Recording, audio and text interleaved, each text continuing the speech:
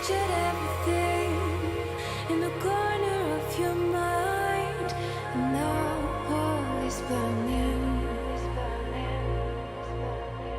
You say it's hard to say, there's nothing left to pray for, and nothing left to dream about. Can you tell the difference between every days and every night? Keep on saying it was a lie. You say it's hard to say, there's nothing left to pray for, and nothing left to dream about.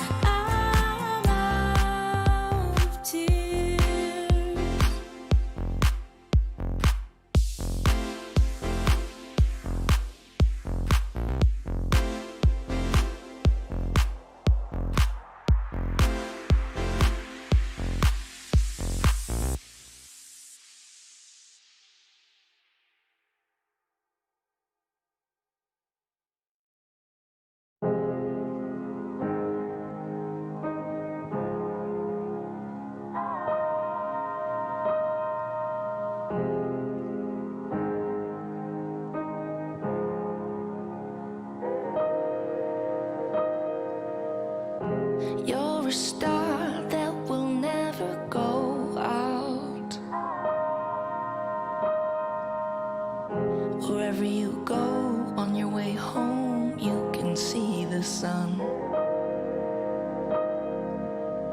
Don't be afraid that you'll burn out your glow, because you shine on and we stand free in the fading snow. You stay alive in the cold, in the rain. Yeah. You stay alive in the cold, in the rain, in the rain. Oh, you stay alive. Don't you see it? Don't waste your time thinking you are done for. Whenever you're low, just hang on to your burning force. Turn on the lights if your purpose gets lost, because it got me and a whole life forevermore. You stay alive in the cold, in the rain. Yeah. You stay alive in the cold, in the rain, in the rain. Oh, you stay alive. Don't you see it? Don't you see it?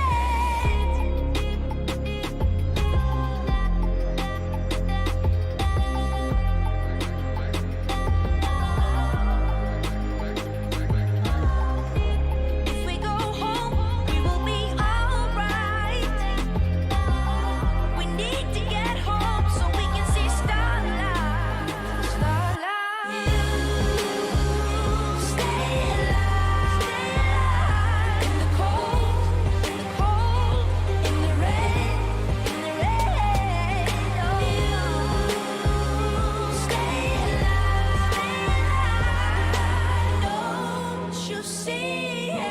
Don't you see it? Oh, if we go home, we will be alright. Yeah.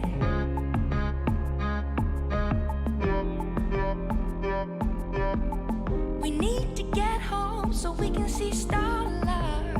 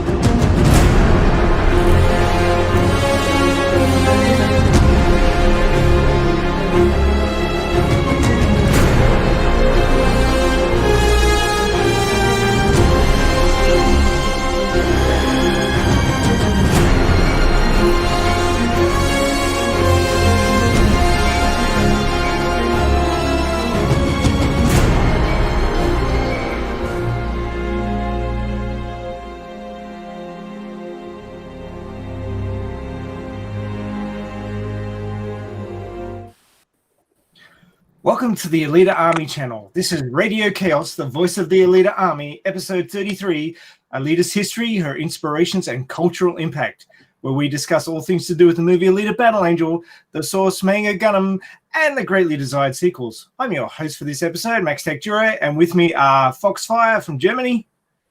Hello. John from Arkansas. Hello. Star Avelion back there pushing all the buttons. He's got his mic muted, so he's not going to say anything. And for guests this week, we have a new guy, Yoko Kunstler 99, otherwise known as Jeff. He's from Chicago, Illinois. Welcome, Jeff. Hey, guys. Enigma Seeker X has joined us from Texas, USA. Good day, Enigma. How's it going, guys? We got Davo from Brizzy. Good day, mates. And Cran Jam is here with us from North Carolina. Good day, Cranberry. Hello.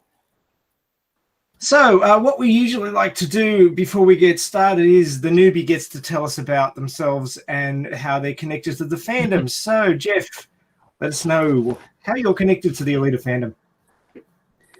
Well, I've always been at least since 2006 when I picked up the manga, I just fell in love with the property. I fell in love with the comic.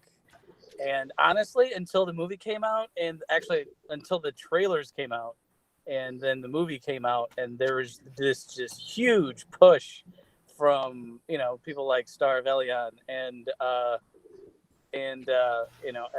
some other YouTubers, actually Enigma, watched your videos too. Like I honestly just felt connected by listening and watching those videos. But honestly, until recently, I haven't really reached out because I'd never really done that before.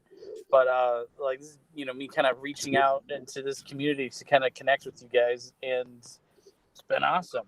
But yeah, it's been awesome ever since that movie came out and seeing what you guys have done.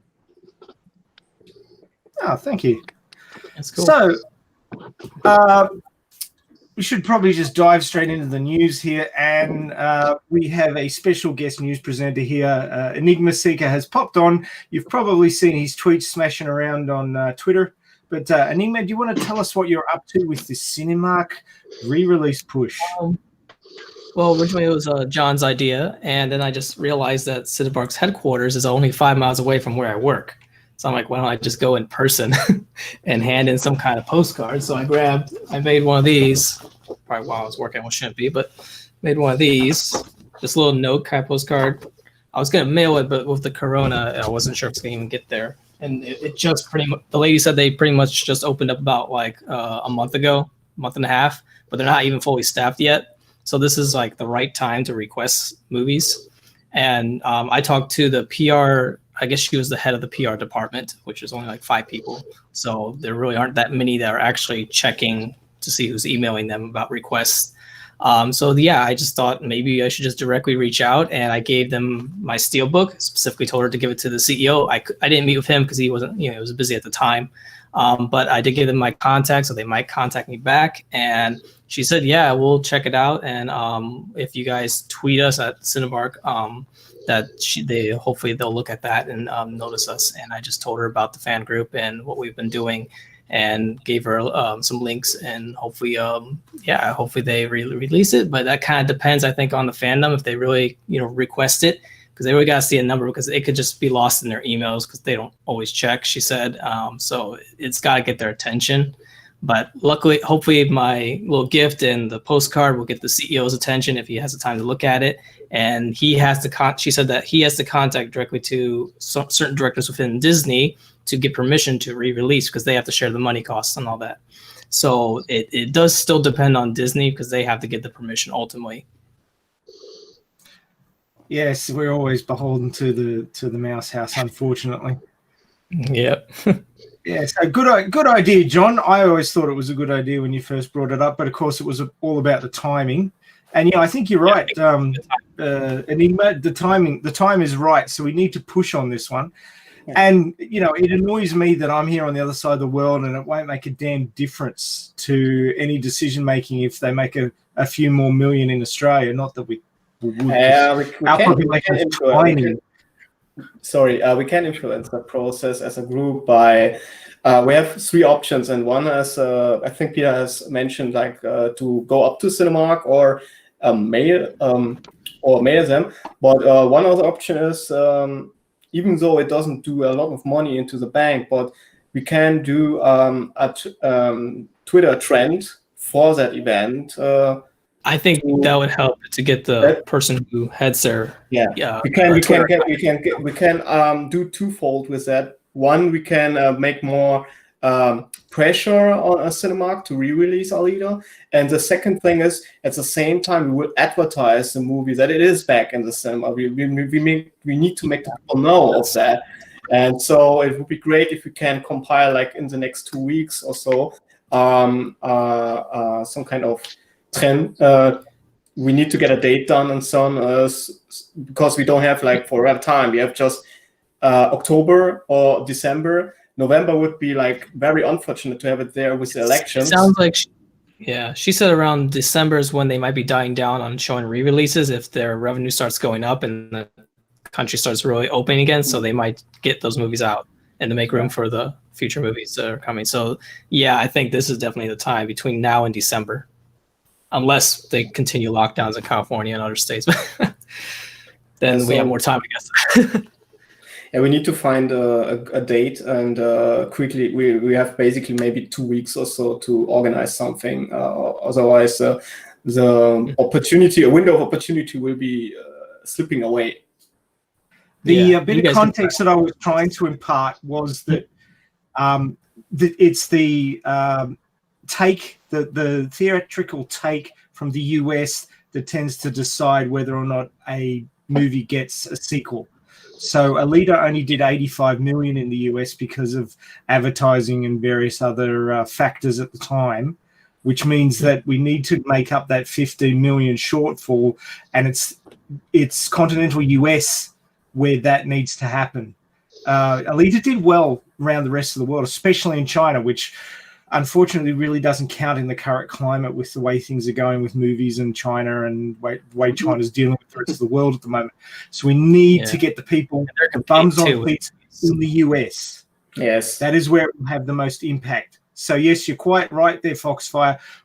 We can, as a group, international group, advertise for it, put pressure on, get the awareness out, but it has to happen in the US. That's what I was trying to get across. Yeah, that's absolutely true. Mm-hmm. I also stopped by at one of the Cinemarks and talked to the managers there, and she really didn't know anything about how you request a re-release. Just she said contact corporate directly if their main public phone, or email them, and that's probably the best way for those who are outside the country. Now, I know a few on I think Star Alien's video said that the link was broken or they couldn't get access to it. That might be a VPN issue, because maybe they don't want people requesting from other countries if you're not in the location of those theaters. And you have to be within, you have to select a specific theater within your location. So they want to kind of know where you're located, I think. Yeah. And for that, that's the reason I wouldn't advise people to use a VPN just to cheat that system. So basically, it would be better to get a trending event organized for us. And this is something on Twitter that you can't put aside like that easy. Like you can ignore mails maybe, and you do need to use all avenues you have available to get the message across, and hopefully rally enough people up for that. Yeah, well, and probably something simple like those. Go ahead. Ideally, they'll see some of this coming because assuming they pay attention to what you did, they might be expecting something coming pretty soon here. So. I'm just honestly thinking maybe mid-October or earlier October. I think Yeah, I don't really think you want to nail this thing too close to the election for obvious reasons. Yeah. But well, states are starting to open up, so more theaters. That's the thing, is they're going to get rid of their re-releases. That's just a temporary thing for a few months. She said. Yeah, and then but yeah, I think directly. And I think if it was, Go ahead. Oh, I'm sorry. I put this on out there. I was going to say, you and I were talking about which would they even re-release Alita though? Just the fact that it came out. I think your concern was it being a newer movie or something, but they're showing The Hunt, which that came out. I think, that's a good point. Like right when the Rona broke out. Mm-hmm. And a whole bunch of other ones. DVD sales are pretty flat right now. Movies that came out around Alita's time, so yeah. So I think it's worth at least a shot. I think if they still think they're making more money with the DVDs sales, then they might not do that. I mean, I don't know why they wouldn't, but I think it's pretty flat right now, sales. So it's. Well, I'm kind of curious how it's done on streaming. That's what I want to know. Yeah, I think is Alita leaving HBO Max? I heard something about that. Yeah, there's also now that's down or going it off left HBO Max. HBO. Yeah, it will leave HBO by the end of the month, if I understand right. And then it's a big question where it will go. It would be pretty good if it goes to Disney Plus, simply because that would mean Disney put it on their premium platform, and that would put some value on top, as if they would put it on Hulu, which has less viewers, and etc. And they have 60 million viewers on Disney Plus. So we might have to see where they put our year after September. Yeah. As much as I hate chance. True. As much as I hate saying this, and I never thought I would say this, but I really think that if Alita did go to Disney Plus, that would actually be somewhat of a good sign, even though I don't really prefer it to go to Disney, like any future, but that seems to be our only option at this point. So if they do that little move, it might show that at least they're somewhat interested in doing something. Yeah, you just simply can't. Roughly, so you can't spite 60 million viewers. Like that's a lot if they do that. So that would be. I mean, if anything, it'll give them an idea of who would be interested at all. If they wanted to do any more. I mean, they know that there's people out here. Come on. But back to the thing, like you can try to aim for an event like in early October, or I think end of September may be too close, but something around the next 2 weeks would be cool. So we'll have to see. Yeah. They give everyone plenty of time to go and do that. Right? Couldn't we? The hashtag thing is we done that in a 2-week period. Some folks could even use the postcard.com. I mean, there's no point in me using my trip on the road, but I mean, for folks overseas, they could maybe do that. I mean, I don't know. Yeah, I think it would be good to give some time for the hashtag so people can make some kind of like little art and images, just simple Photoshop, and to advertise the mark. Even use the same photo that you use, if they really wanted to. Just put it on the photo. Or copy everything and put your own spin on it. I think it would be doable. Yeah, more creative the better. This is pretty simple. What about using the watch party with Cinema Blend as a sort of blueprint or framework to then lead into the trend of the cinema trend? Sorry, I'm Cinema Blend, Cinema Mark. Try saying that 10 times real fast. Yeah, we can definitely let them know. Somehow. I think they're actually working on that. I was under the impression that someone already brought that up, and that they might. I think Mike Ray's. I think someone's put a bug in. Yeah. I forgot about that. About Mike Ray's. Like yesterday, he mailed me on Twitter because he saw the tweets we are doing about the re-release, and he's saying that it's compiling an article, and Cinema Blend for themselves, they have also a huge interest by themselves that Alita gets re-released, and they also supporting the re-release trend a lot. So they also see a lot of value for Alita to come back to the cinema. So that's the reason maybe he came to us to speak so he will write an article. So I'm not sure when it will drop, and I hope he's still on it. But he's at least he promised that he is working on something, and that will help our cause a lot. Yeah. Where's this watch Well, party? I hope is that thing blows up a little bit. I'll see if I can find a. So yeah, I guess that's the next. I don't That's think the next it's the bit of news, 24th. which is it Cinema Blend having a watch party? Yeah. Did I get that right? Yeah. So unfortunately, they picked a Thursday night US, which is Friday AU. So, people who still have jobs, which will be actually my last day at my job of 22 years. So I won't be available. Of course, yeah. It could have been a day later. It would have been fine. That's bogus. So yeah. But yeah, so that's in the middle of the day in Australia, roughly, on Friday. Yeah, it would have been nice if they'd done it. What time was it for US? Sorry, I didn't mean to. Angelus has dropped a link in the group chat. I've dropped a link in your DMs, Max, the group chat for Google Hangouts, and YouTube as well for everyone's reference. And that's not just to answer Enigma Seeker's question, but like just in case anyone else that's listening in on the stream to also check out and mark that calendar date. Well, it says that evening, but I don't see a time. So yeah, that's what I was about to ask about. I guess they're going to enlighten us upon that when they get that organised. They also haven't told us the method. They haven't said how they're going to do it. No. If they're smart, they'll just do what we do and go 3, 2, 1, watch. But it all depends. I mean, they're going to have a much bigger audience, and some of those people won't necessarily have access. They might do the thing about Twitch. If they might, if Cinema Blend has some kind of Twitch, there's that new option. They could do that, but I don't know. If it's a timing do that now.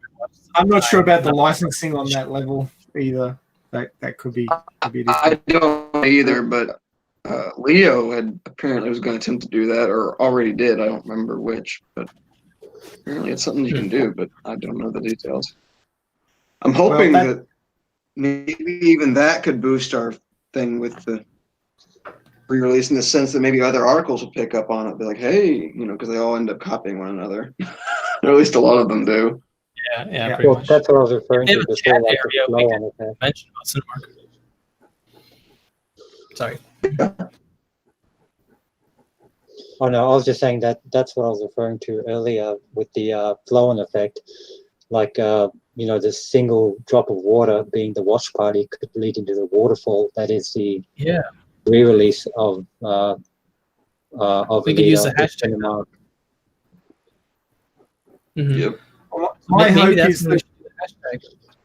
hope is that Disney, while getting Robert Rodriguez in to do some episodes of The Mandalorian, they've got to know him. They're courting him for other projects, and they don't want to piss him off. So they'll put his most highest grossing movie ever onto Disney Plus because they have control of it and keep him in their good books. So hopefully that'll all, snowball as well. So that's my hope. I mean, all of this could go well, but, there's a lot of ducks that have got to line up. I was really worried about that when I first heard that he was going to be working on The Mandalorian. I was like, oh no, don't tell me they're testing the waters on him. They're testing their waters on our boy. But I don't think he's going to cave into how they do things. I think he is trying to be more edgier because they want to branch out into that market. So it seems like The Mandalorian, they want to make it a little more harder PG-13, I think. And Alita, it's a good opportunity for them to, go a little farther edgier and, because they need to branch out. If they're just going to stay in the low PG-13 and PG realm, they're not going to, that might not last forever. Well, and I don't think that's a bad thing either for him to do that, because it'll build that trust with Disney and him directing. Mm-hmm. That's true. About that. That's the hope. Yeah. Okay, so if we've bled that one to its obvious conclusion, perhaps we should go on with other news. There is a little bit. So, I should have just kept sharing my screen. That would have made a lot more sense. Let me get this back up. There we go. Okay. So, the life-size bust from Queen Studios is back in the news. They're doing stuff in China again. It's moving forward, and they're going to have it at the Shanghai Wonder Festival on the 3rd and 4th of October. So the hope is there that there'll be a bit of news kicking around about that, and those people on the stream, Cranberry, who have ordered their What? you. What? You are linked to this news report. Wake up. Okay. Sorry, I'll put down the pencil. The pencil's going down. No, you saw the announcement of the Queen Studios Alita bust in Yes. Shanghai Wonder Festival. Yes. Hey guys, Charles is saying that he googled Alita and they said Cinemax might be showing on October 2nd. Huh. Might be. That's Why right. can't I think of what That's that what Charles is is? saying. With the Cinemax, is that a streamer or is this like an actual cinematic chain? I thought So we just Cinemax showed was up some Cinemax. option off cable. That's what I thought. I could be wrong. But... Oh, is that a theater chain or is that a cable? No, that's I think it's a cable network. Oh, okay. It sounds familiar. Well, that'd be Charlie, good. Well, it's still There's good. still people that use that for a reason. Okay, so linked to the news of the Alita bust being released sometime real soon now is the Rosa Salazar appreciation gift that the Alita Army is working on. So we're still collecting donations for that. So if you are at all able to add a few shekels to that funding push, that would be great. We've got access to a discounted Alita bust, which the plan is to gift that to Rosa Salazar for her magnificent work on the movie. So if you would like to be part of that, please go to the GoFundMe for that one. Is it linked here? I don't know that It's in the... I'll just click the image. Okay, so the link is behind the image. So go to the AlitaArmy.org news section and click on the link, and it will take you to this GoFundMe, which is currently sitting. Quite a few people have popped in there in the past 10 days, and even today, reasonably. It's the it's Still gotta do my duty. trying to find So the link to the GoFundMe. God, I think KAOS is... Yep.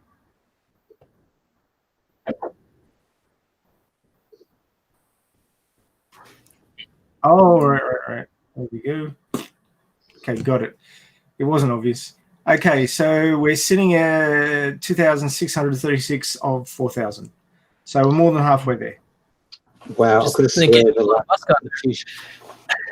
a few short weeks ago that it was like sitting at 2.1. Now it's already at 2.6. That's Well, there's really been 2 anonymous donations, one of 300 and one of 200. So thank you, whoever that was. Thank you, Alita Army, for being involved in all the things we do, because you guys are great. And I really appreciate everything you dudes do and dudettes. I just need to also drop my donation soon. I just need to find somebody who can send that for me because I don't have a credit card. So yeah, but I have just the info about Cinemax. I have shared my screen. I'm not sure if people can see that now. It's saying that Alita is actually, like Charles said, coming October the 2nd, 7:55 p.m. ET. And I just looked up Cinemax. It's a subsidiary company of Warner Media's company. So they're practically in the same league, like I think HBO Max. So some kind of sister company, you could say. So I'm not sure how many viewers they have. I'm just looking that up. I will tell you soon if I found that. I think HBO Max is bigger. I'm not sure, but Probably. it's more well known. I know. Cinemax is owned by HBO via Vladi99. And Disney's contracting them apparently, sharing these and movies. available to 22 million US households as of 2018. That's 20 million, 21 million. That's actually huge. So, I mean, Disney Plus is with 60 million, so it has at least 30%. So that's not bad. Yeah. Just like Australia's population. I started sharing Alita on some of the other Facebook groups, like the cyberpunk groups and some anime groups, and they kept saying, "Oh, it's some teen flick, and the eyes are too big." That's the two things I keep hearing over and over. And the teen flick thing, like teen romance, like a lot of people were turned off by that apparently. Yeah, but I think you and John got it a bit wrong. I followed you in that cyberpunk group, and you saw those 5 comments that were ragging on it, but you overlooked the 120 positive reactions. Each like is a voice, even if you don't see it like a spoken out. But when a person likes a thing, then he's accepting it, says it's good, even if he don't say a word. So you have 120 people saying it's good, and those 5 idiots saying, I don't like the eyes. I don't give a crap. The people do have still a 94% approval rate on that. Yeah, so yeah. It's a good reaction. Over 100, almost 100 now. If it would be ratioed, I would be worried. If we have like 5 likes and 50 people commenting on that shit, then I would be worried. So, but that didn't happen. Yeah, that's a good sign. Yeah. Okay, so other than a couple of late responses, like John Landau's retweet of Robert Rodriguez's tweet about Alita Day. I don't have much more in the way of the news for this week, but Alita Day is still sort of echoing around the internet, which is great. Hopefully we'll hear something when Rosa finally gets her stack of postcards. I know I sent 4, and I know that there was a few other people who sent still hasn't got them. So well, that's what we're suspecting. We're suspecting that she hasn't got them. Sounds like someone dropped the ball. Yeah, that's what Eddie was thinking last week. Eddie's not available this week, so he can't give us any updates, but maybe we'll hear from him next week. But the feeling was that perhaps because her new promotional company is so much bigger, that it's not so personalized, so that like she'll get them at the end of the month or something. And then we might hear something. That's the hope.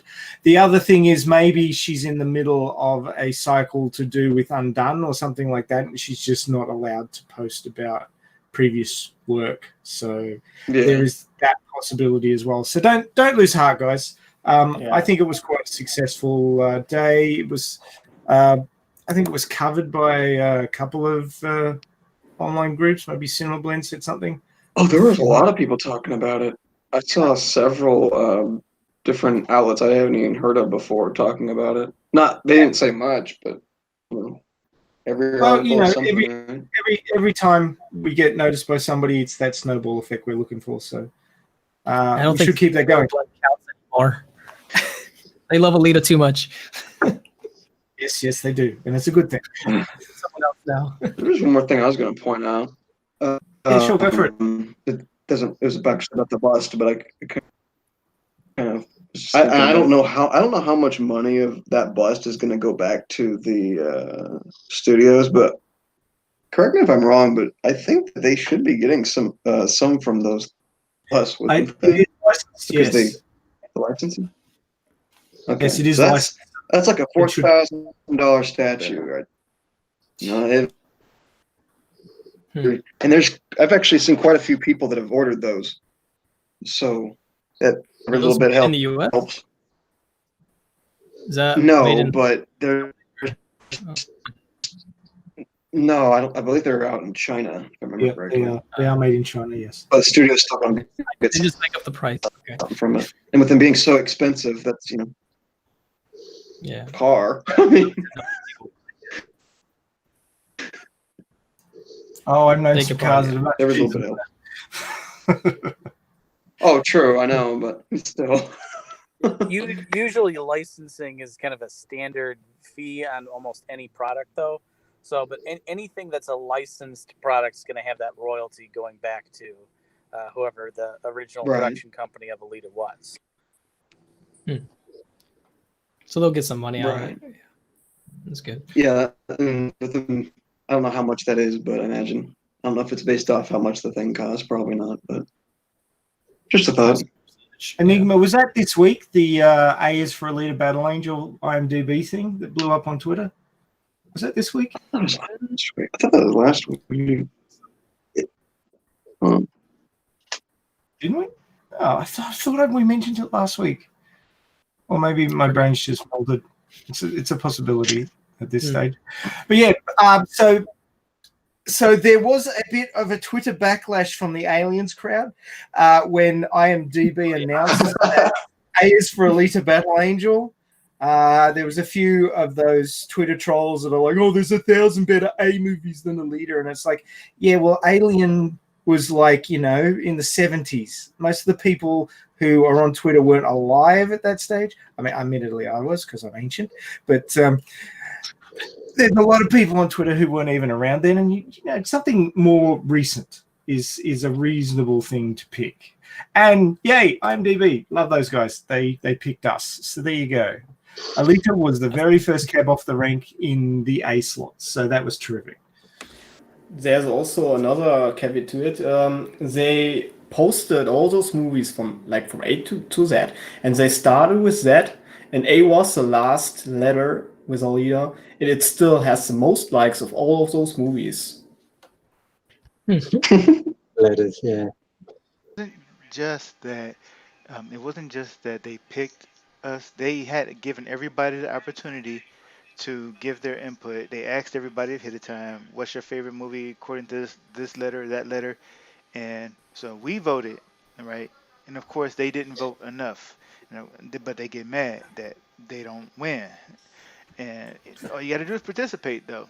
But I think this is a pretty big deal because, we're keeping Alita relevant. I'm pretty sure I wish we could have got a word from Rodriguez and Landau on it, but I'm pretty sure that they saw it, or somebody saw it, and I mean we may not see the effect, but I believe it'll have an effect. You're right. All of these things will have an effect. We are doing our job. I mean, we're not being paid for it, but we love Alita, so that's why we're doing it. But we are having an effect. I'm 100% sure of it. And every little thing that we do, every time you pick up a phone and call a movie company trying to get it re-released, every time you send a postcard for Alita Day, every time you do something towards getting the word out, it makes a difference. And eventually we are going to tip it over that edge. You just got to keep doing it. Can't give up. Got to stay the course. Finish the mission. All right? That's what we're here for. So we do that. Yeah, I'll probably draw something on the back of my car if we get news that Cinemark is going to re-release Alita. I'll say, of course you will. Alita at Cinemark or something, and draw it on the back. I'll say right now, with everyone here as witness, that if Alita gets re-released in the US, I don't even care about Australia at this point, but if it gets re-released in the US, I will literally spend however much money is needed to repaint my car into Alita's colors, and I'll take photos and put it out there. Ooh. That would be awesome, man. All right, America. I'm not talking purple, I'm not talking about black and chrome. I like it. I'm talking about like those metallic reflective. Like if you see it from one angle, it's one shade, and then also you can't see it pass by. Ooh, Listens and that's coom worthy. going. Yeah. You got to put 99 on the doors. Yes, Those do have it. the money. I'm going to Just use full paint Monty. like this and just draw a sign. So cheap It'll and make so more easy. You can watch it sense. off. You don't want it. Yes. Now you should get one of those crazy like 70s airbrush artists to paint Alita on the bonnet. Like Oh, actual picture of her. I might even do that. And while I wouldn't use the exact design, you know how, what's that, like way back in the 60s or even 50s, that not talking, but the animated Beetle? The car that's like the predecessor. Herbie. Herbie the Love Bug, Herbie. yeah. Like, you know how he Yeah. had like Herbie, 55 yeah. doors? I'm not going to have 99 on the side of my passenger and driver's side doors. Nice. Does That's Alita it. drive one of those cars actually in the manga? I thought there was something similar to one of those old-fashioned, kind of a Mad Max looking car. I know she was driving in one of the mangas. She drove a Jeep. I remember that much. Oh, I thought it was a Okay. dune buggy. I thought it was That like a dune too. buggy through the desert. Yeah. When Yeah. after the train when the train's blowing up at the start of the Tune Dark, she shows up in a Jeep that she's purloined from probably the barjack, and Oh yeah, I was around there. rescues the guys. I was thinking about getting one of my mangas, but I thought that might be a little too cringe, so I'm like, just a DVD for now to see. Like, I don't know, because if he sees that, holy shit, Hey, what is this? I joined that club this week. I now have the deluxe box set. Woo. Pretty There you pleased go. about that. Nice. But yes, so I still I'm going to haven't- have my car repainted if it has that. So That you would be wanna cool. get that Okay, done? America, you have been challenged by one Angelus / Davo, and he's going to repaint his car if you get off your asses and get Alita in the cinemas again. So do it. Do it now. Let's do it. Excellent. Do it. Okay, any other news? Anybody spotted anything worth passing along? I hear Cranberry's pretty busy with lots of commissions at the moment. In fact, she's probably got a pencil in her hand right now. I'm putting it back down. I'm sorry. Multitasking. So there's a lot of people interested in. Are they all Alita drawings, Cran? Yes. There you go. Well done, Alita Army, keeping Cran in business. Excellent. Woo! She Gotta pay finished for one that. for me as well, which was awesome. I gotta pay for that bus coming up. We've got to pay for the bust, a new laptop, drawing desk. Probably, I don't know if you've already paid off the 1:6 statue that you recently took a shot of, and yeah. Or the Well, one thing that I was gonna try to start doing on a similar basis, if people were interested, is I'm a huge fan of audio, and I build some speakers myself, and I was gonna get some small little bookshelf speakers, and I was gonna paint them with basically the Alita body themes to the speaker boxes. I just thought it would be fantastic. The movie Berserker body, the manga Berserker body, the doll body from the movie, and the motorball body. And there's some other things that you could do too. I thought that would be a cool thing. I'm gonna make one. I'll probably post some pictures on like Twitter or whatever when I'm done with it. And if people are interested, Oh, we're interested, man. We're always interested. I think some of the Alita Army are the most creative guys for making home merch, mainly because there wasn't a lot to buy. So make your own. I bought this coat, but it's cheap. They said it was real leather, but it's synthetic plastic. But it's supposed to be the Alita leather coat, but it's really tight fitting and it's not flexible. You couldn't do martial arts in this. You would rip it if you tried to do any martial arts in this. Well, it looks the deal. So It's supposed to be perfectly fitting, but I'm like, God damn, this is a lot tighter than I thought. Don't breathe. Just hold your breath. Yeah, it's not real leather; it's a synthetic. But I'll probably if they re-release it at Cinemark, I'll go to the big theater in Dallas and like give out cards, maybe say, "Hey, go see Alita," if they were planning to see some other movie, and I'll wear this and maybe put something on my car if they re-release Alita. Why stop there? Why stop there? Put red blood under your eyes. Yes. Friday or Saturday night. Okay, so we've had a few Wipe some dog blood under your eyeballs. we've had a few comments that we're not involving chat enough. So I'm going to go back and grab some stuff from chat here just quickly before we move on. But Charles Smith, you really need to get your ass on here and talk about this stuff because I get sick of reading your posts. You need to actually come and talk. I know. But he's saying that Alita leaves HBO at the end of September. Typically means Alita will move to another outlet like Disney or Hulu and might go to the Sci-Fi Network. He's been trying to determine how Alita is doing in streaming. Numbers reported it rented 3 million times by September this time last year. It must have been continued to be rented fairly strongly since. He's estimated that it was rented 5 million times in the US in the last month.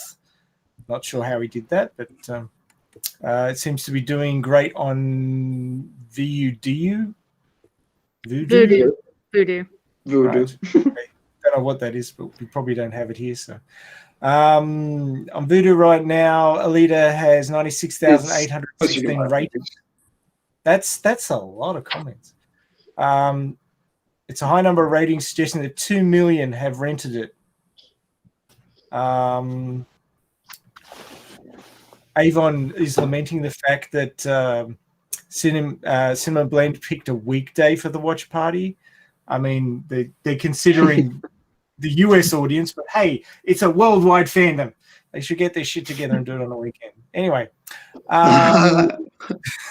just my opinion. Where are we? So we're looking at Cinemax on October 2nd. So Alita's going there in October. Where are we? Tenet got a rating of B on Cinema Score. Alita has an A minus. So yeah, 94% approval. Sorry, I'm really scanning these because there's a lot of them. Around the time of Halloween, various websites report the best-selling Halloween costumes. Hopefully, Alita will be near the top, somewhere in the top 20.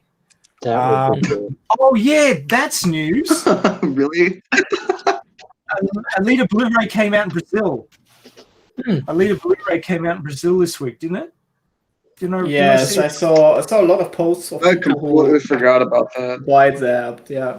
Jesus Christ, they fought so hard. So that's a huge win for the Brazilian Alita because they didn't even have a DVD. I mean, the rest of us are like, yeah, we'll be watching DVD for a year and a bit. Oh, poor bastards. Yeah, I think they were really after that, and I can't mind them. I mean, in our time, our Blu-rays were also like 3 months overdue until they finally released them. So like usually it takes like 2 months after theatrical release, and they took like 5 or 6 months to release the Blu-ray. So I can't feel how they must have felt. Yeah, I'd be pretty pissed off myself. Gotta say. Halloween might be canceled this year. I don't know. I heard that people are coming up with creative ways to do Halloween, like they're all wearing a mask, so it works out. Yeah, well, yeah, but some people were putting a length of pipe out the window near their door, and they're just rolling the lollies, the candies down the pipe to people, so they don't have to. Yeah. Didn't I send that to you? I remember that. Yeah, I think there was something you sent me. Yeah. Apparently, Cranberry's releasing a line of clothing for the Hot Toys Alita. So keep an eye out for that one. Please do. I like how that's already been decided before I even get mine in. Yeah. Well, you got to tell the world what you want so it can get on with it. So there you go. You heard it here. Seen that one toy being passed around with the one you can reconfigure. That's actually pretty cool for a little toy. I guess I shouldn't call it a toy, a figurine. And also, like the amount of poses you can do and the photos people did with that. Oh my God. Like really professional photography with the backgrounds of the movie. Like it looks at first glance as an actual scene from the movie. And it's a really well done figure. And I can't repeat this often enough to say that Hot Toys took a risk with that figure, put some serious money into the production of it, made a new body for this. Usually they have some standard bodies. For that one, they created an entire new body from scratch just to get that figure out for a movie that is basically a one-off thing. So those people must be really, really loving that movie. And Vladdy's been having all sorts of fun with his. Sorry, go ahead, Joe. Oh man, he's having a ball with that. No, you're good. You're good. I was gonna say that when that thing comes out in the U.S., you're gonna see so many. I keep making jokes about Alita fashion shows, but seriously, you're gonna have her walking down the red carpet in that bitch. It's gonna be funny when they start doing that. As the amount of guns, toy guns for her. Like she has anti-machine guns, miniguns, whatever you can buy for Alita. So they make the gun, they make gun dream a reality now with that. You know, she will be the highest armed Barbie you ever seen. You know, going to get her a big ass M60. I want somebody to build her a gyro like the one from Tuned, and have the big gun on the shoulder, and she's sitting on the bike. That would be awesome. That needs to happen. People are dressing. I don't know if I think some of you saw this. This is somewhat. I mean, it's not a huge thing, I guess, but somewhat newsworthy. Did y'all see that post? I've lost it at this point, but there's a guy working on a pair of motorball skates, like working motorball skates. I did see that. Like, God damn! I wish I could find that. If I do, I'll send it to you guys, all of you. I've seen the post you're talking about. This is like working on electrically driven skates. They're amazing, and they look even like that. They look like the real deal. It's like it's really well done work of his side. Yeah, so I hope he finishes those. Like he has done a prototype that's already working, and is working on the second version that looks like the original. So yeah, it's working. So it's awesome. Oh. So if anybody can pull up that, was it a tweet? Yes. See if you can find it and spam it out there. Because that's the sort of as much cool as shit. I would love to have a pair of those, I'd probably bust my ass using it. Oh, I'd kill myself. I'll leave it to you. I'll leave it to you youngins to do that crap. You've already had one too many falls there, mate. Sticks and stones. I have just one too many. You guys know in the anime where Alita says, "Hey, I'm not some doll for you to play with," and now everybody's dressing Alita up and making Photoshop images. Oh,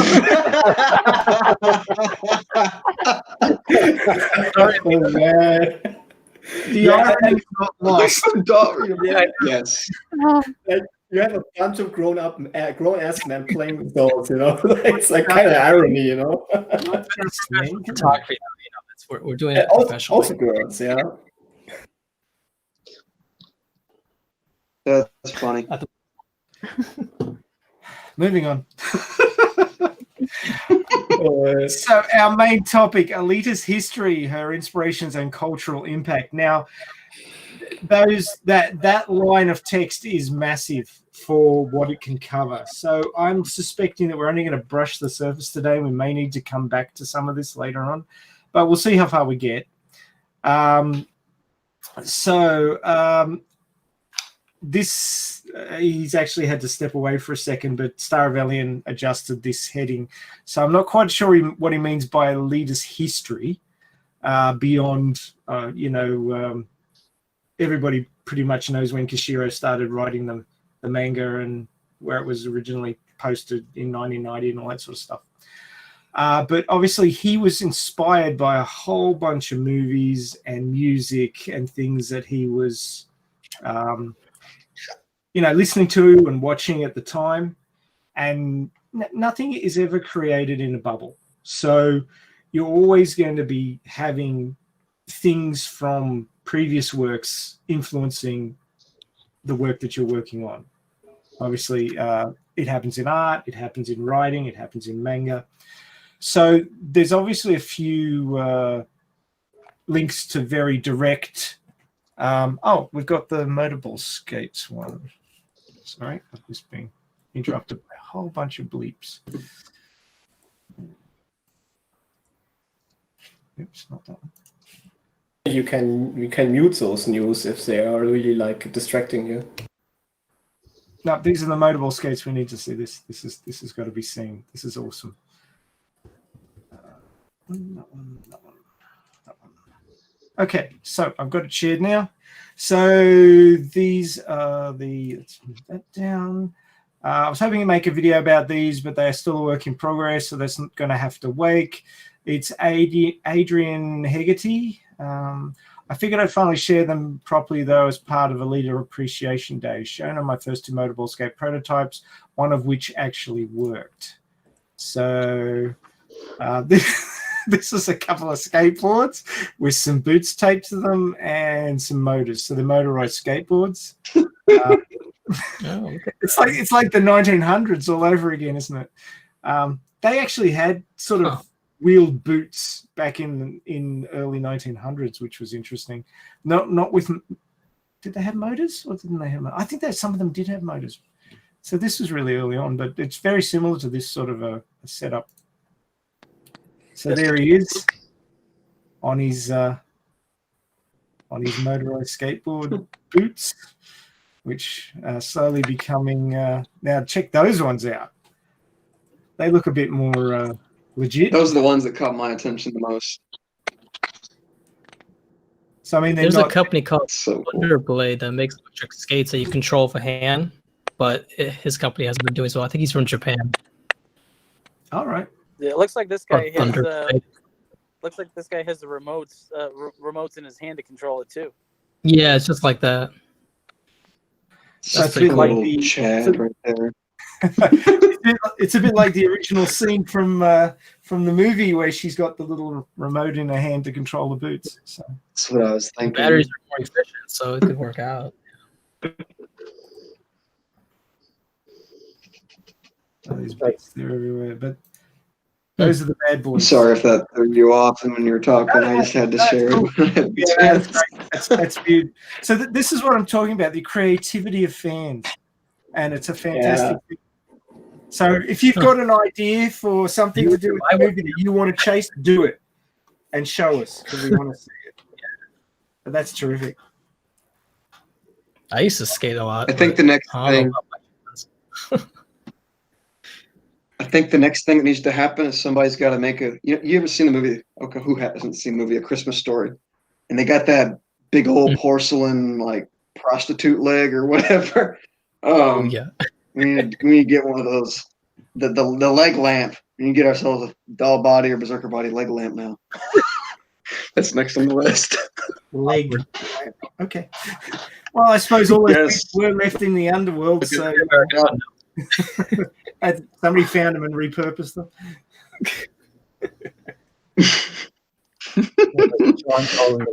Makes more sense when you know the context, I guess. All right, so Fragile.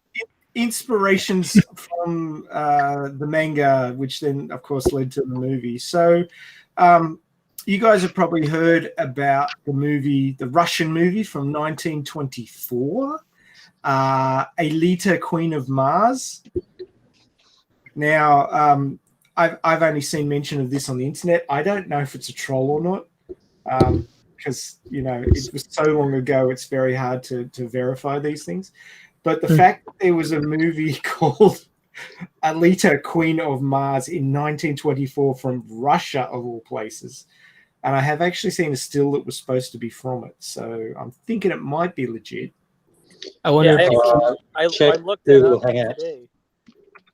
So I looked it up today, and I like you can. It's actually on YouTube. It's like a full movie obviously, I know we should probably watch things and pay to see it, but it looks legit, and it looks like there was a sequel to it, actually.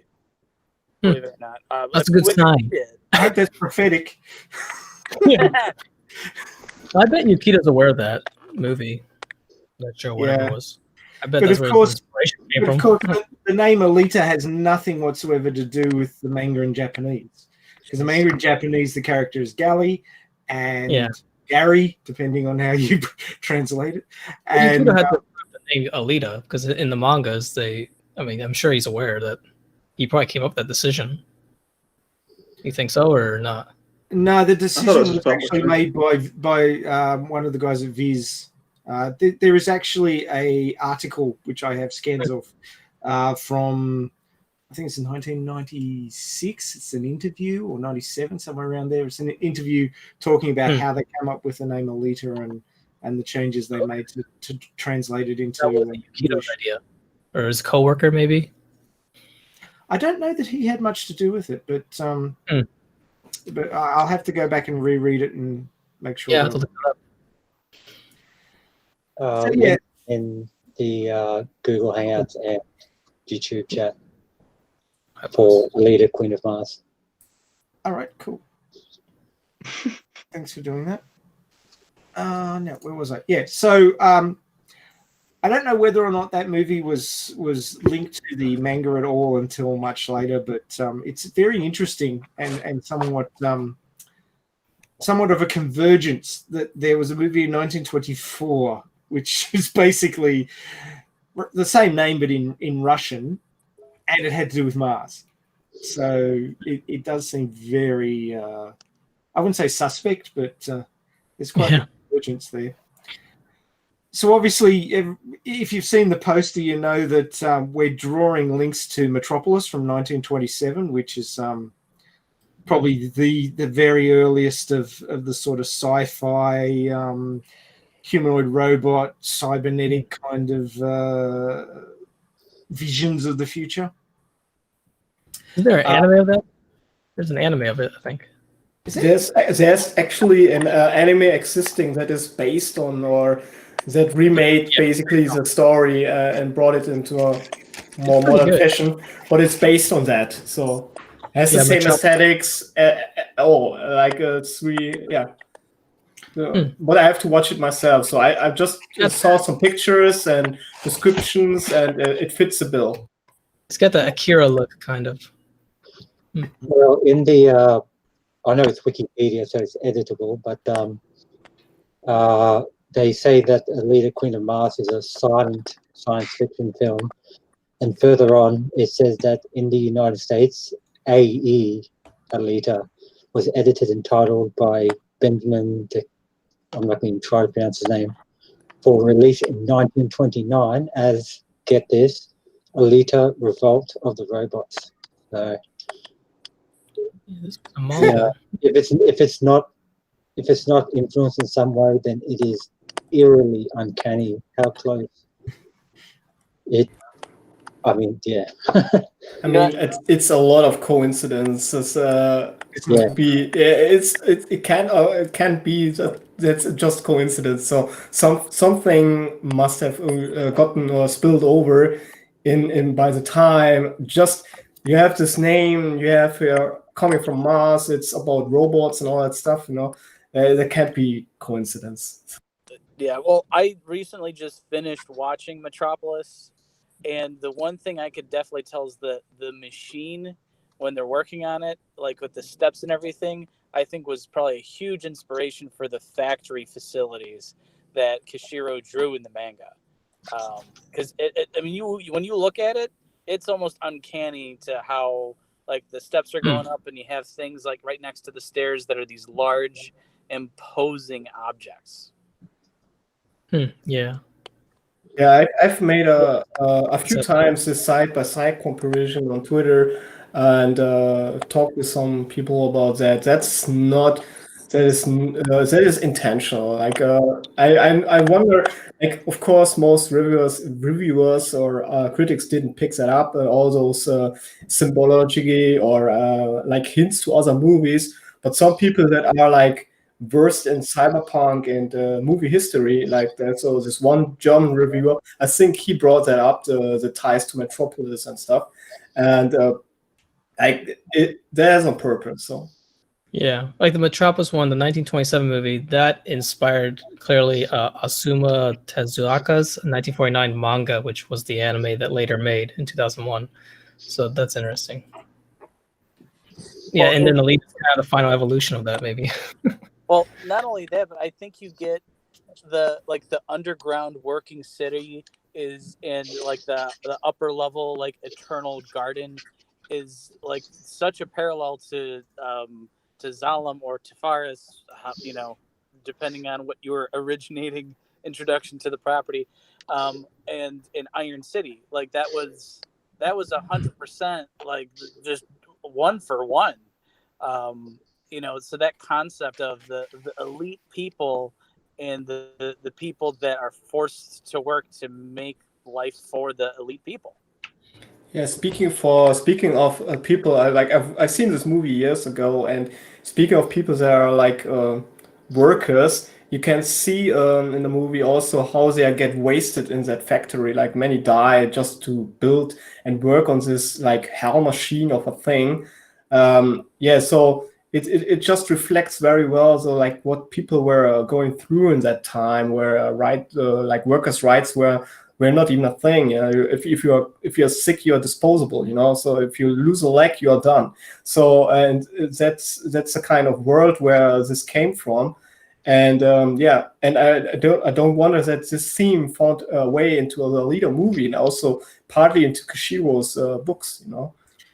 I think that theme that you've just mentioned there, Foxfire, was also brought through in the sequel. The prequel book to the movie series. So Iron City. It was sort of part of Hugo's backstory that his father was used up by the factory. Yeah, it's true. So I think that's a follow through there as well. So Angelus just dropped something in the chat. Like I think it's about the Alita movie. As I see, it primarily tells of an engineer called Mistislav Sergeyevich, lost traveling to Mars in a rocket ship where he leads a popular uprising against the ruling group of elders with the support of Queen Alita. I can only fit in 200 characters. Must take its inspiration from Twitter, but yeah, again, that's like yet another point of reference that is just one of many, way too many coincidences, like Fox mentioned. So it just sends shivers down my spine. Yeah, I'm glad Yukio's interpretation changed that up, where it's not just like taking over the elites and Zalem and getting rid of the ruling elders, and it really just focused on Alita's kind of struggle. But and also he made this whole conflict. He spoke about the conflict as Kishiro did went into it, but neither did he take a side in that conflict, and he isn't like putting evaluating like this one is right, this one is wrong. He doesn't overtake the thinking for the reader. The reader has to come up with his own conclusions, who is right or is wrong. Yeah. Yeah. Take the easy route. So one other thing that I found in similarities with this Metropolis movie was like the scientist that was basically animating the robot. I think you see some parallels to Nova in the manga, at least, where basically he's trying to destroy the upper city and the lower city. Like he's just chaos. Like he's chaotic. And like not a full parallel, not like the total personality of him being a violent psycho, but in that aspect where he was that like mad scientist, like I just see that parallel within that movie. That's what happens when you eat flan. I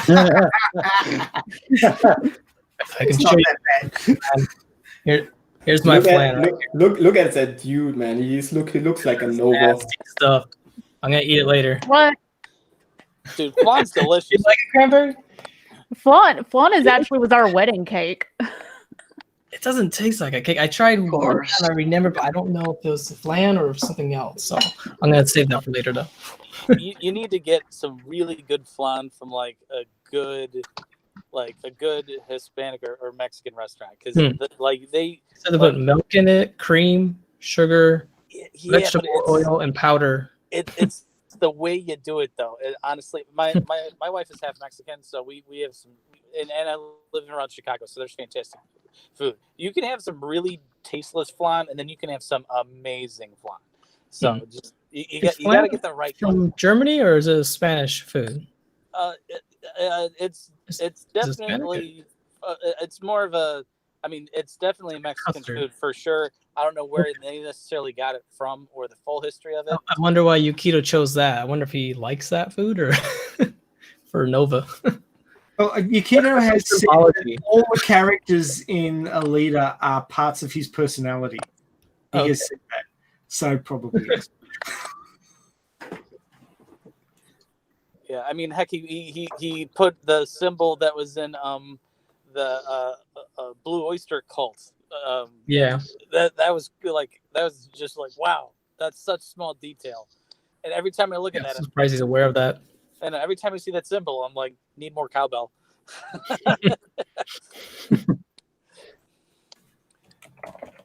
Eddie picked that up pretty quickly.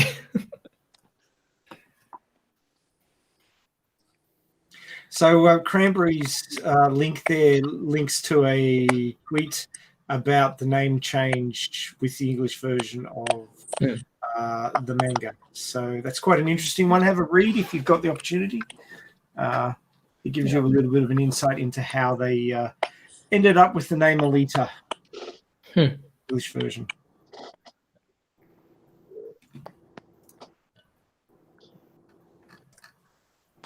Okay, so obviously Metropolis influenced a lot of later sci-fi. If you have a look at C-3PO, there's a lot of similarities. In fact, the earliest drawings, the artworks, when they were preparing for getting the style right for Star Wars, C-3PO had a very similar headdress to the robot in Metropolis. So that's pretty much where they got the idea of C-3PO from.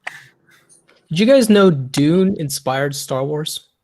I was watching something about that. The new Dune movie that's going to be coming out. I think it's a movie or two. Yeah, I heard that once. Yeah, they said that actually inspired Star Wars, Lucasfilm. So that's interesting. So there might be elements in there that was also inspiration in Alita. It's also cool. It's funny that like Lucas took so many inspirations, like Akira Kurosawa and like from Dune, and so he made his own mix with that. Just took the best things of different genres and came up with Star Wars. Yep, came up with a good recipe, sort of.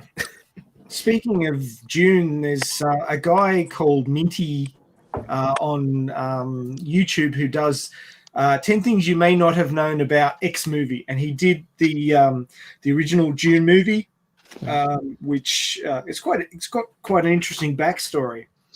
But did you know that H.R. Geiger was actually doing designs for Dune before it was taken over by the final producer? And some of those designs were reworked for Alien. So before H.R. Geiger worked on Alien, he was working on Dune. That's nutty.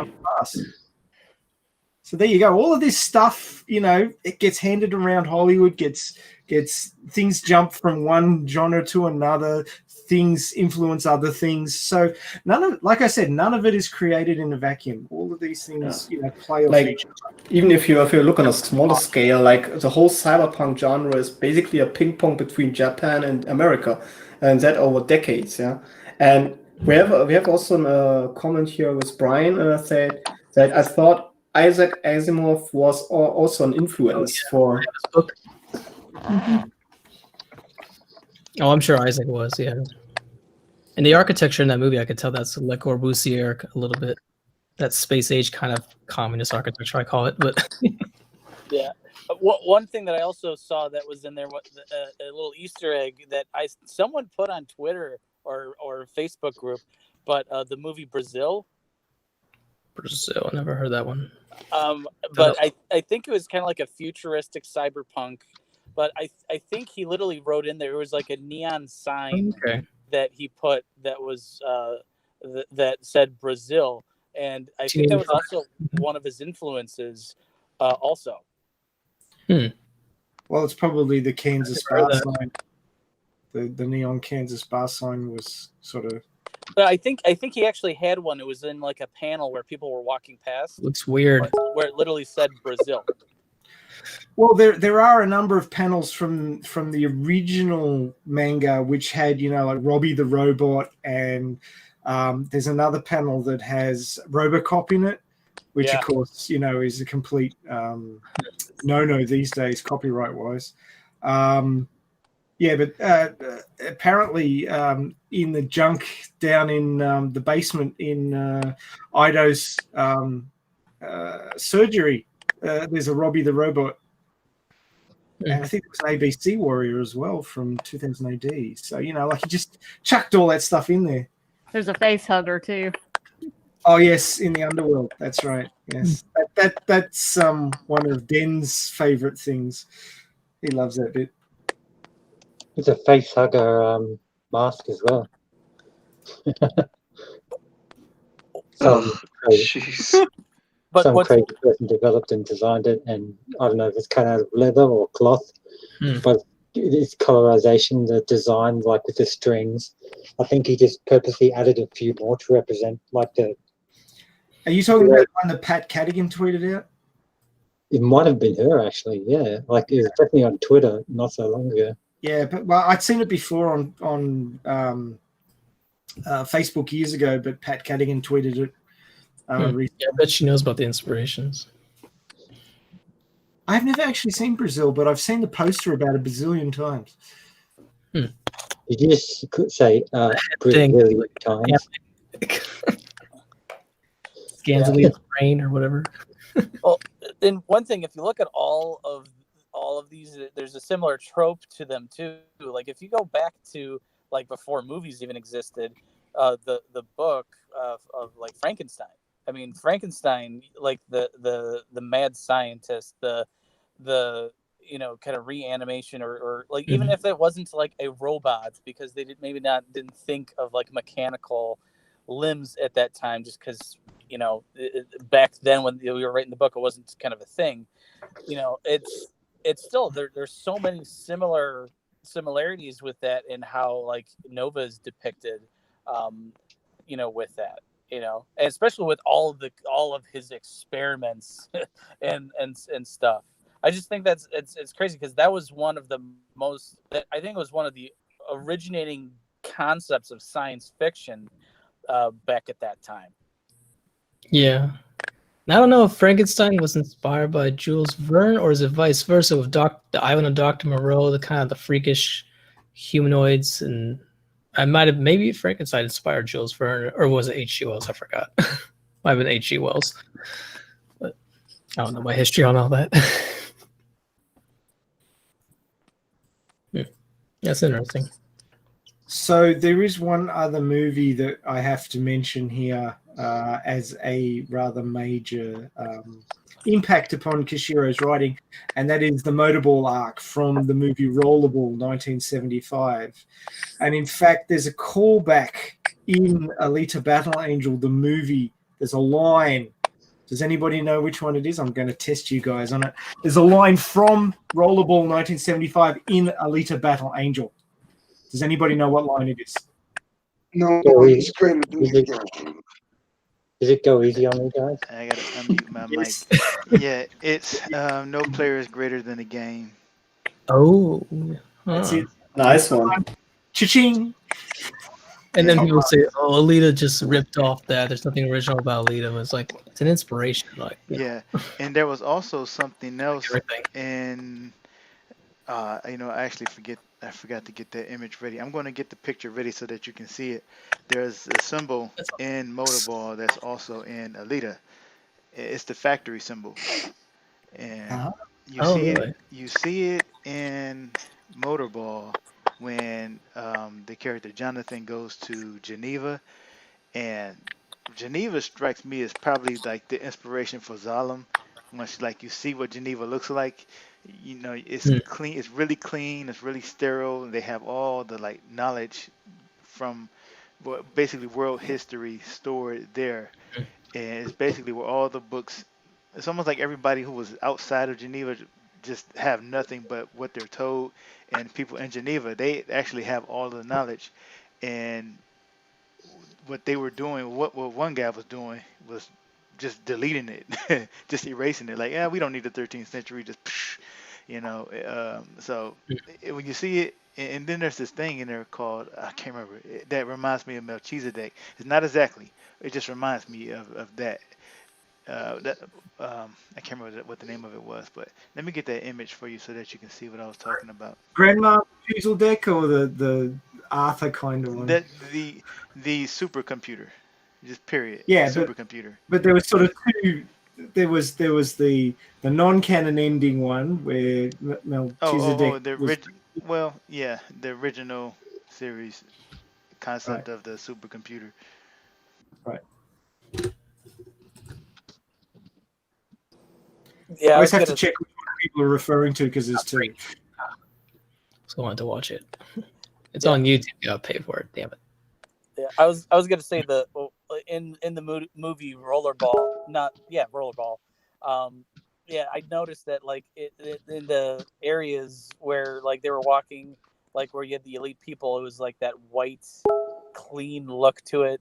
Yeah, very much like in like to Faris or Zalem, just the whiteness that's on the panels. It's just striking similarities. Movie out. I actually haven't seen Rollerball. I wonder if it's on Netflix. No, I heard it was So on many Amazon clips on Prime. YouTube. Just watch. but it is on Amazon Prime. Yeah.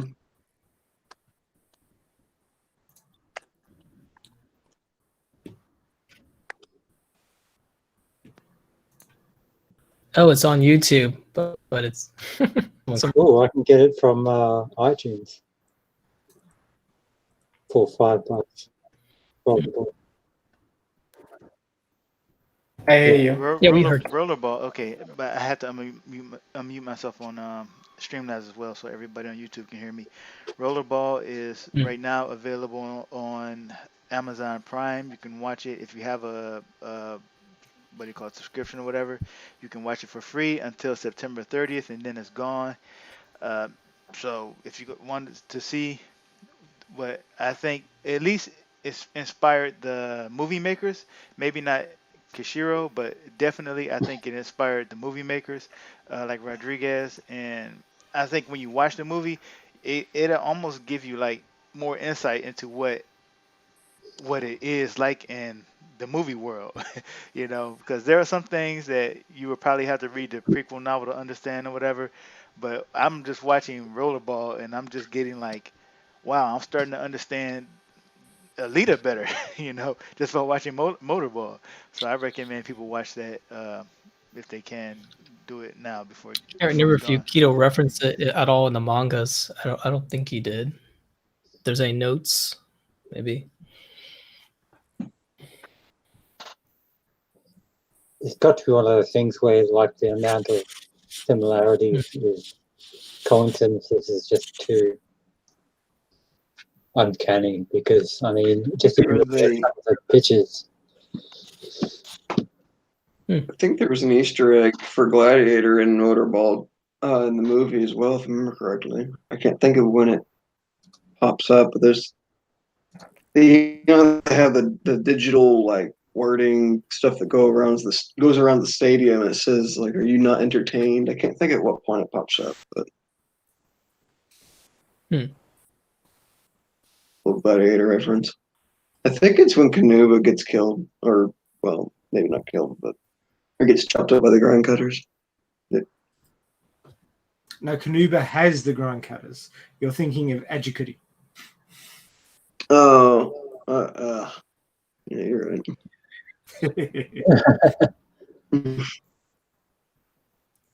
right. Mac, check your DMs. I'm not sure on which medium because Brian sent you something about Kishira's like favorite moves, foods, admired martial arts, stuff like that. Right. Oh, he sent me a page. One of those pages, right? How did you come up with the concept of motorball? I love these pages.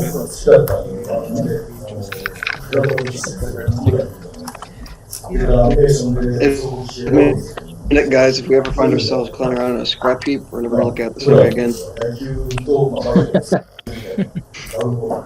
Okay, this is a double page from the manga. So it's got Nikito's history. It is slightly too small for me to clearly read. Can you zoom in on anything? It won't get any bigger. This is as big as it's going to show. Wait, is that in the would that be in our deluxe box set somewhere? I don't know. Some of these things are only in the very original version. With translation. Yeah, because the different translations have different things in them. Oh, Cranberry has that. It's in the Viz Unflipped reprint, Volume 8 at the end. Jeez. Volume 8, I have that. Oh no, I'm sending a photo right now. Right, yeah. Have you got a better one? I just took some, yeah. You can just bring it up on your monitor and share your screen. And I'm not sure that's a good idea with my laptop. oh yeah, it might blow up. Good point. I'm sending. So he was born and raised in. I was born in Tokyo and raised in Chiba. Now Chiba is an area of Japan which features a lot in cyberpunk. So I think Chiba is big in Akira, actually, if I'm not mistaken.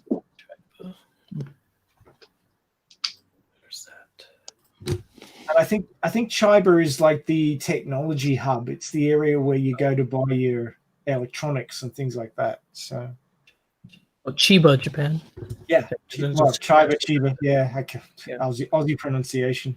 Please forgive me. Remember, it's not manga; it's manga. Ray. I said just how to say that. Stop it. No worries, Stop. mate. Gosh. As long as Hey, you know what when you study Japanese for 4 years, it starts to get on my nerves. No, I'm not saying you're wrong.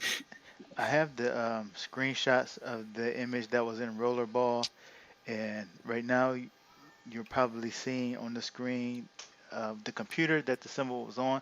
Actually, it was on multiple computers, and on this computer he's deleting the 13th century history, and I'll put the smallest. I'll zoom in on it really quick so that you can see it better.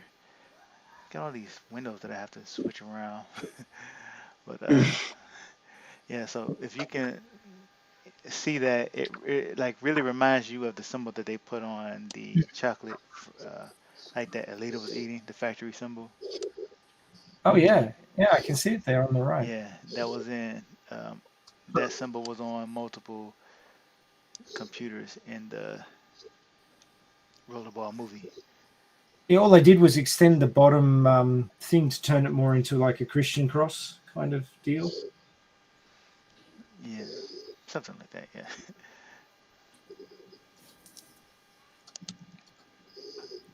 Very interesting. But the thing is, so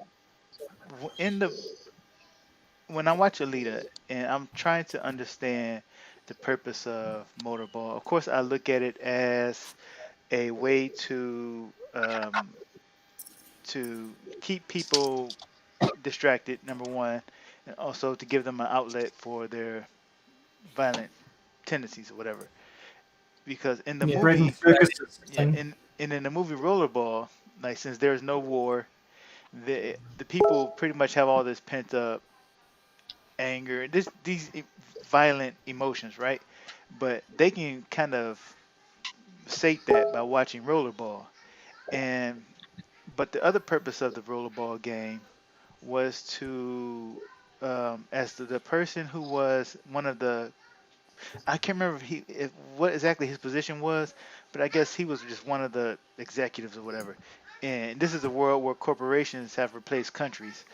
And so this guy is saying that the purpose of the game is to remind, not remind, maybe remind people that it's pointless or futile to strive.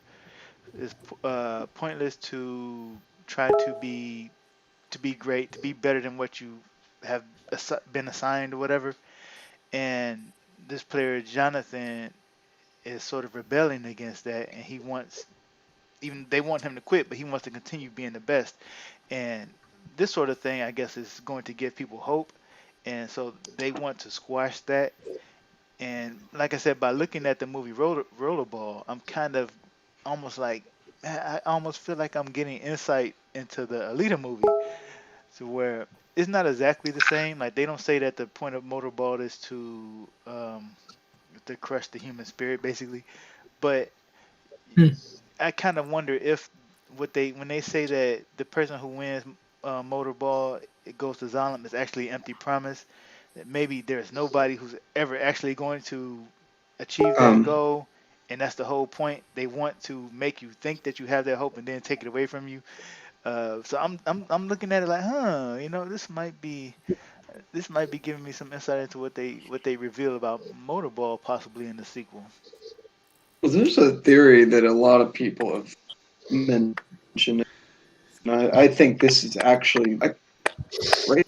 This may have been in your novel. I can't remember. I know a lot of people have said this even outside of that. Is that they use Motorball as a recruitment tool for the Toon program, and I think I've been thinking more about that actually, and I think that's going to end up that's going to Yeah, use send people for. up. I could be wrong, but I think that's probably more what they're using. I could I see that mean, because it would make sense.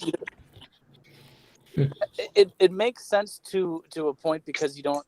I mean, at least as of right now, you don't have those little surveillance, like little creatures that you had in the manga that was used as the recruitment tool.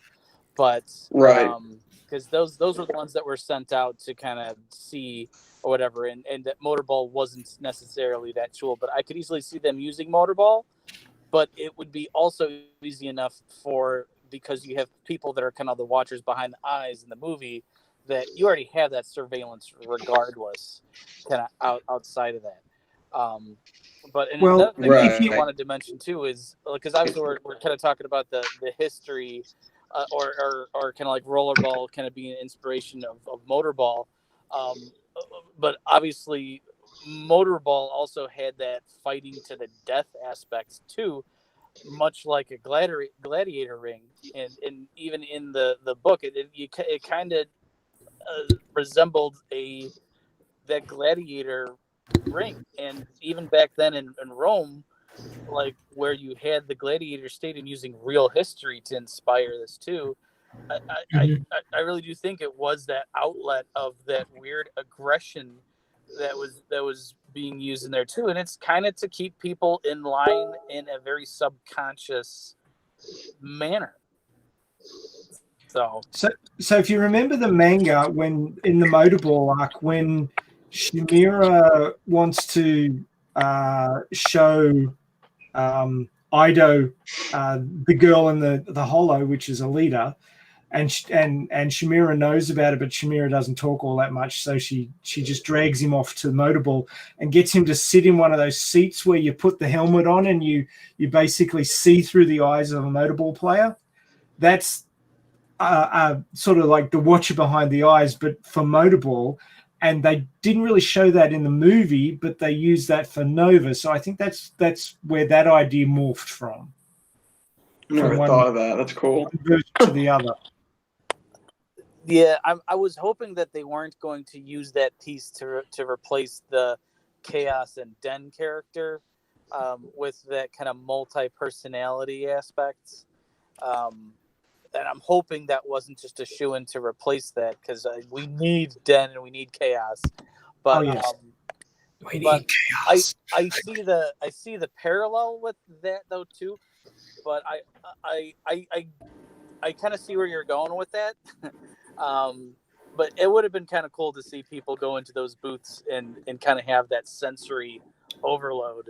I do think that KAOS as well as Dan will be an actual thing, based on what was transcribed from Cameron's notes from the Blu-ray extras. So he specifically mentioned those two characters, and yes, it seems that he has big plans with them. So they won't.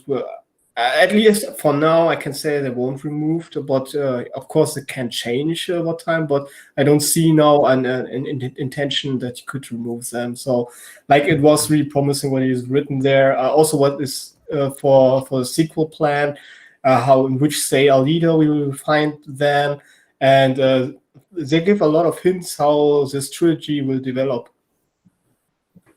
We better see that big cannon of Den's. Which is a real cannon, actually, that Germany built. Oh yeah, no, absolutely. The honestly, it was called, but I think it was like Greta. I don't know. I think it was called Greta. I think. Oh, Greta. Okay. I think so. Greta cannon.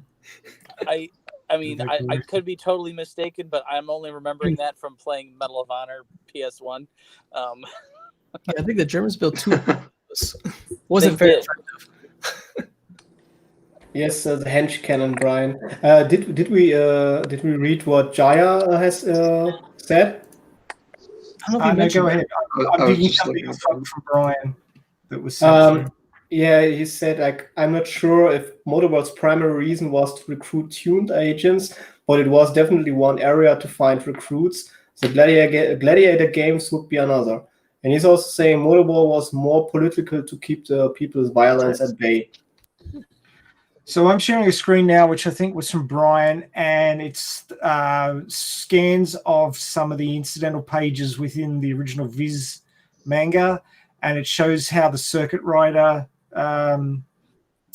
system worked, which I suspect is where they got the idea for the Watcher Behind the Eyes and Nova riding people. So you can see that there in my share. There's also, if I'm not mistaken, it's yes, here it is.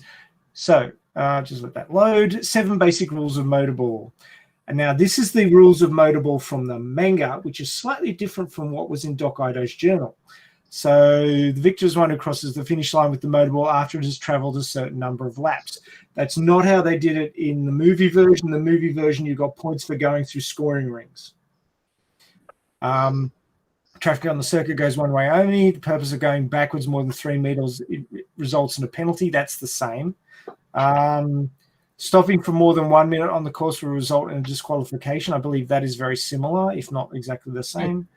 The Motorball goes out of bounds, malfunction, or is destroyed. The game will be temporarily halted to wait for a new Motorball. I believe that's the same. Use of handheld weapons, trajectory, or emissive weapons. I don't know what that is. Or explosives is forbidden. That is theoretically the same as in the movie, except, of course, when Vector decides it isn't. So the rules are the rules until Vector say they're not the rules. And yeah, I think a flamethrower is kind of was allowed. So you can only have a 2 meter fireball. But the point is that what Exploder had is not really a flamethrower, but like you could say that he stretched the rules to the brink of what goes, and it looks like a projectile, but it isn't. I don't know what it is actually. Pretty much just murder ball, as Den was saying. Yeah, we back then we tried when this Junker guy was he played that character. We tried to get it out of him what that weapon actually is, and you guys notice a lot of the reviewers for Alita when they were mentioning rollerball, they kept saying, what was it called, murder ball? Everybody kept saying that. It's kind of funny. Yeah. It was actually called Alita referred to, I think, as murder ball at one point when she realized what they were up to in the novelization. So maybe that's partly where it came from. I just noticed a lot of reviewers were saying that. So that's an interesting one. 0.7, ball keepers must not enter the pit stop. So you got to relinquish the ball to pit. So that's interesting. I'll have to keep that one in mind. I'll have to double check what it says in Doc Ido's journal and compare those two. Thank you for that, Brian. That was very useful. Mm-hmm. Okay, now I believe that Star of Elion has a video of Kishiro talking about his influences. That's the word I'm looking for. So do you have that one handy, Star?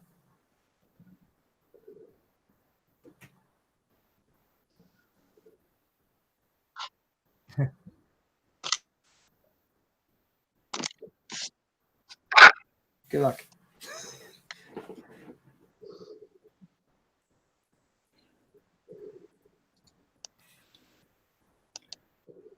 How did you come up with the concept of motorball? So それからアニメーションでそこを消え戻るんですけど、それぞれがまあ僕らのところは野球とバレーボールみたいなダウンボールですね。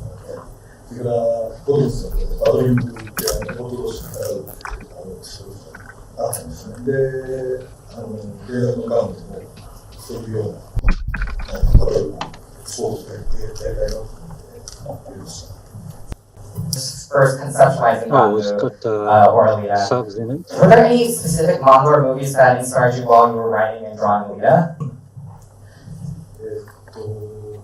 まず当時大先生が一般の漫画描いてて、それは全く SF とは関係のない一般の人間ドラマなんですけど、その人間ドラマのどうでしょう、衝撃を受けて。Interesting fact about the gladiator sport. Apparently, it ended under Justinian, and people were just so addicted to the sport that Justinian tried to put a stop to it, and then they just pretty much caused major riots, and tens of thousands of people died in this riot just because they wanted to play the game. They got so addicted to this gladiator sport. That's crazy. So people in people in Iron say that maybe there's no way to get them unaddicted. It also serves a purpose. So why would you bother? According to the novelization, even the people up in Salem were addicted to it. It's the only reason they would ever come to the ground would be to go to the motorball. It was called the Nika riots in Rome. The Justinian killed tens of thousands of people in the Colosseum just because he ordered them not to go to the games, and everybody went to the games. Oh my God, it's crazy. So you think the riots in the U.S. are bad? It's nothing, apparently. And of course, there's far fewer people in the world those days. So you know, life was cheaper and there was less of it. It's kind of weird. People really care about their sports, apparently. Oh yeah. Tell you what, if they cancelled rugby league in Australia, you'd be in all sorts of trouble. Yeah. I'm just sitting here seething at the thought of that, Max. I should have known I'd arc somebody up with that comment.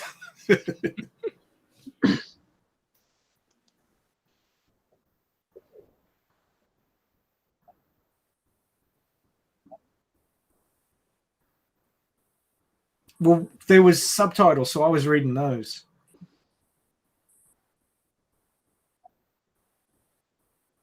I have right now on the screen images of what he said was his favorite, not his favorite, but his inspirations.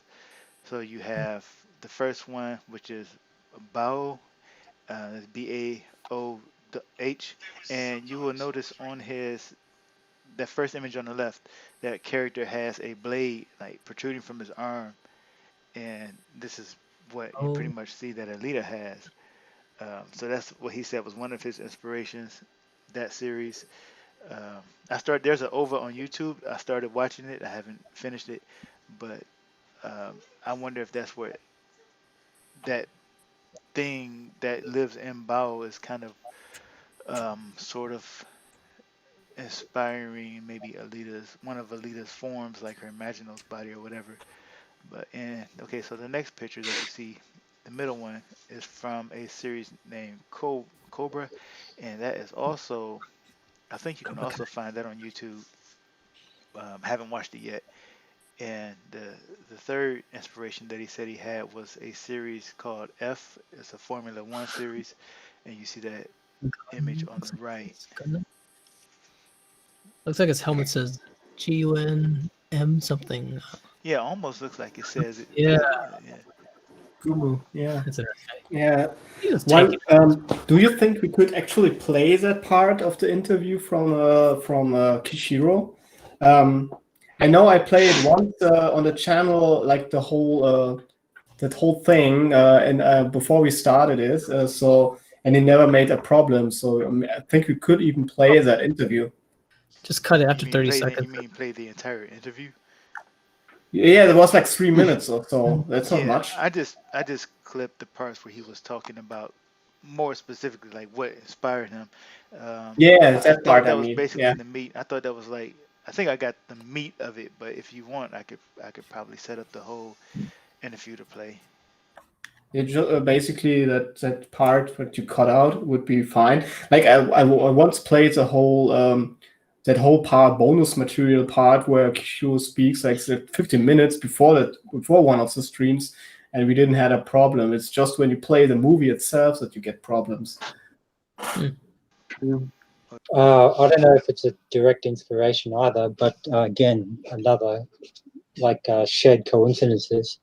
There's another anime, and they even made a live-action adaptation of an anime called Guyver, and basically his image alone is essentially the Imaginos body, because in that one, what happens is like there's like an alien tech, if you will, that's more or less the same theory or design as the parasites and venom and carnage and all that. And if it comes into contact with a human or something, it basically digs into their body and they can transform into what they call a Guyver unit. And one of the designs of this Guyver unit is where he has blades that either come out of his forearms or elbows, sort of thing. And like if you bring up images of that, I mean, that just made me think of the again, like you said, the blades that come out of Alita's forearms in the Imaginos body. And then that's also, if I'm not mistaken, an actual Japanese anime as well. That got translated and dubbed.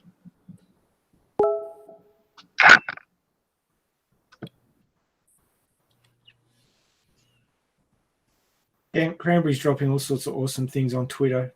We've almost got a Twitter simulcast going on between the stream and the and Twitter. So there's all sorts of funky stuff popping up on Twitter. So if you're on Twitter at all, check out the Alita Army posts. There's all sorts of cool stuff.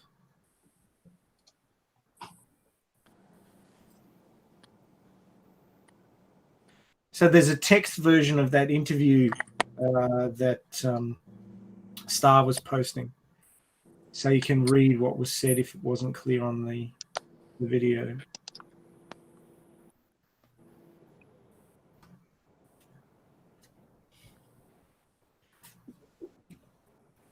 Oh crap! I didn't realize I was muted. Sorry, guys. Oh, there you go, Cranberry's talking. No, the text interview I just posted is actually from the 1993 magazine interview. All right. So he has done several interviews. Yeah, so that one has a lot of interesting stuff to read about, like who he wanted to direct a live-action version of the film and whatnot.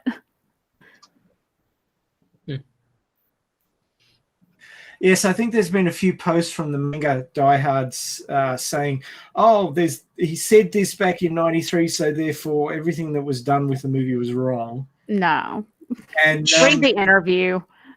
Yeah, well, the thing is, I'm just going, right out on one side of the argument here. But what I wanted to bring out was that an opinion that you had in 1993 is not necessarily the opinion you're going to have in 2019. head You know, ripped off. people change their mind about things. They mellow. They have different ideas. So, you know, you can't hold something that somebody said 20 years ago to be their opinion today. These things change. So I just wanted to bring that out. Not to mention the fact that it's also an adaptation that was 10 years in the making. So there's that as well. Yeah, things change over 10 years. Yeah, wasn't Alita, as far as the character, wasn't that one of his side characters in another manga that he wrote before? Yes, it was. So, I remember reading an interesting story about how he was trying to get that other manga published, and they went, we don't like it that much, but this side character is really interesting. You want to write something about her? So, and that was how Galleon Gumu was born. So was that Ash and Victor? Was that series? No, it wasn't. No, Ash and Victor was something completely different.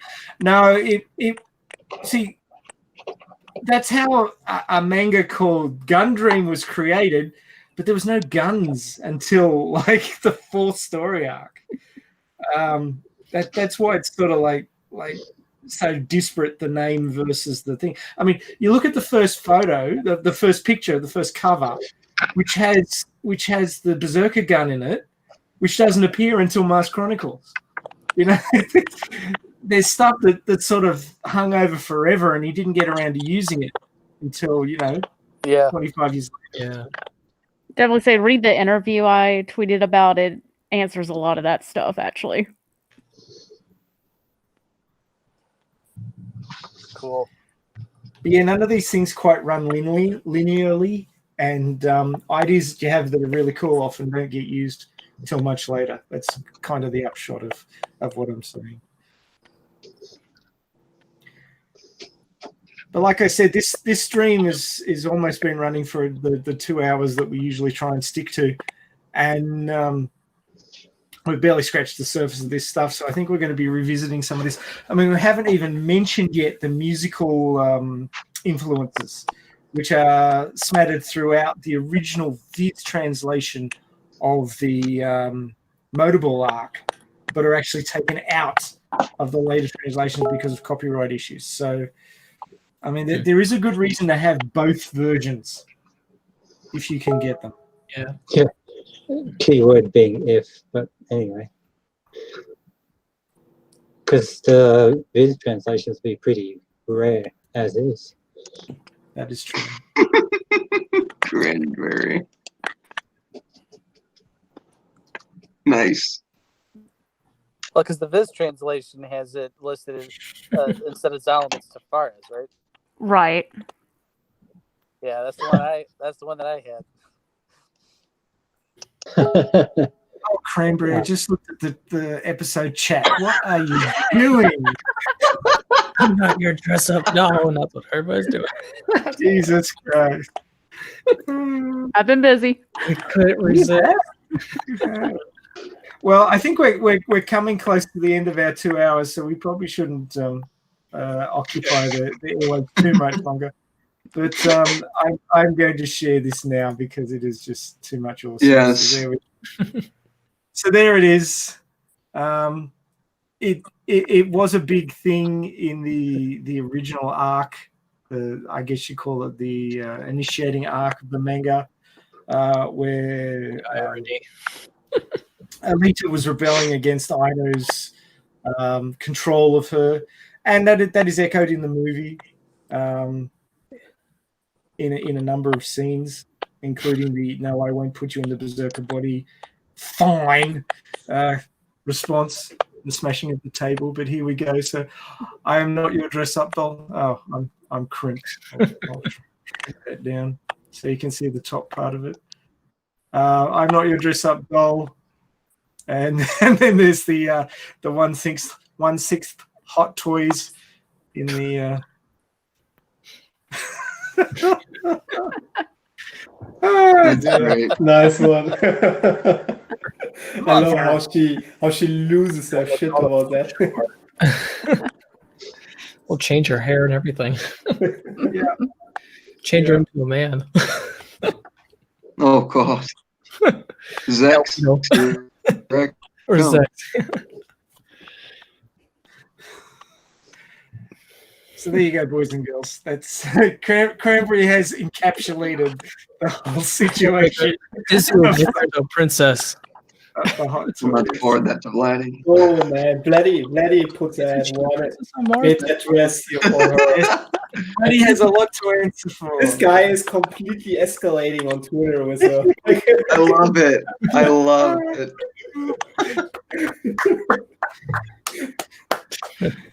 And here's my applause. Like, everybody remember that Cranberry will be releasing a range of I can already see it. Like, if the next blue check mark is losing his mind, then it will be about Vladdy. Like,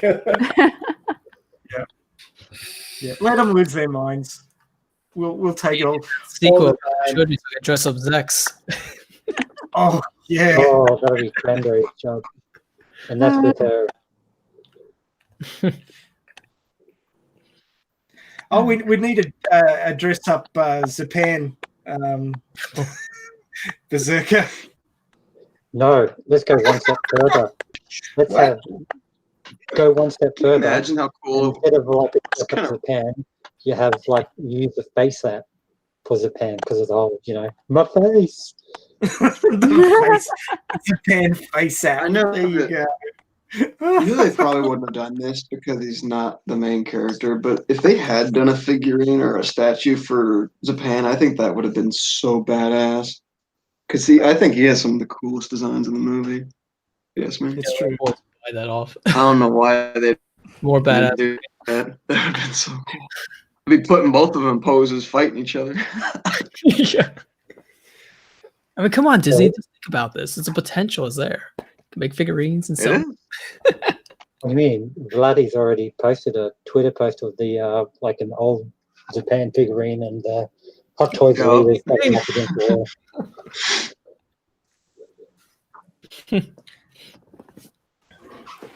wall. Okay, so if any.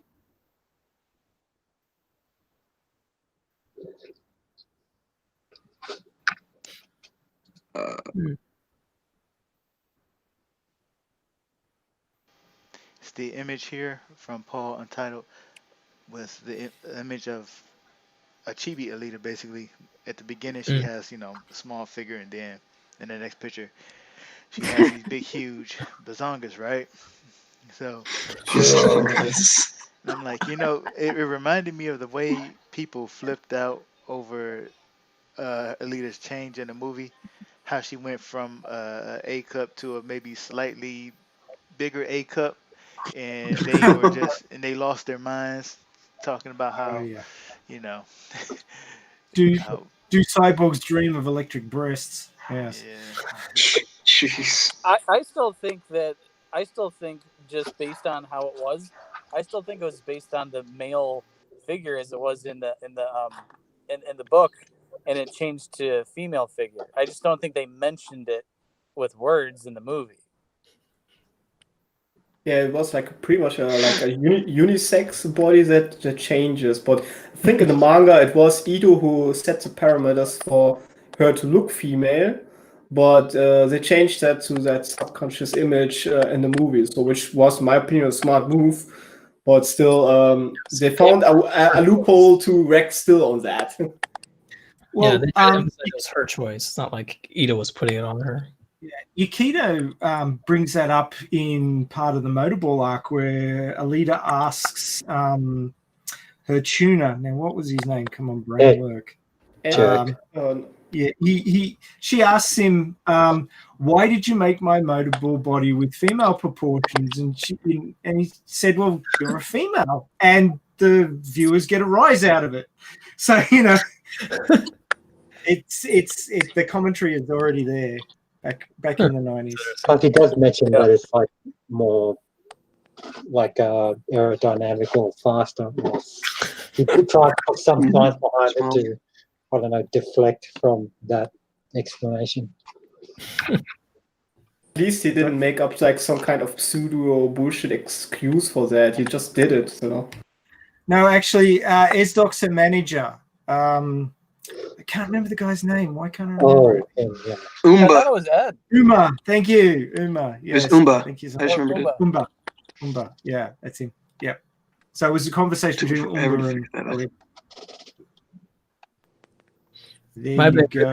Yukito chose to have Alita, as a female, because originally he said it was like a male character that kind of inspired him. But that might be problematic if the movie came out when he changes the body.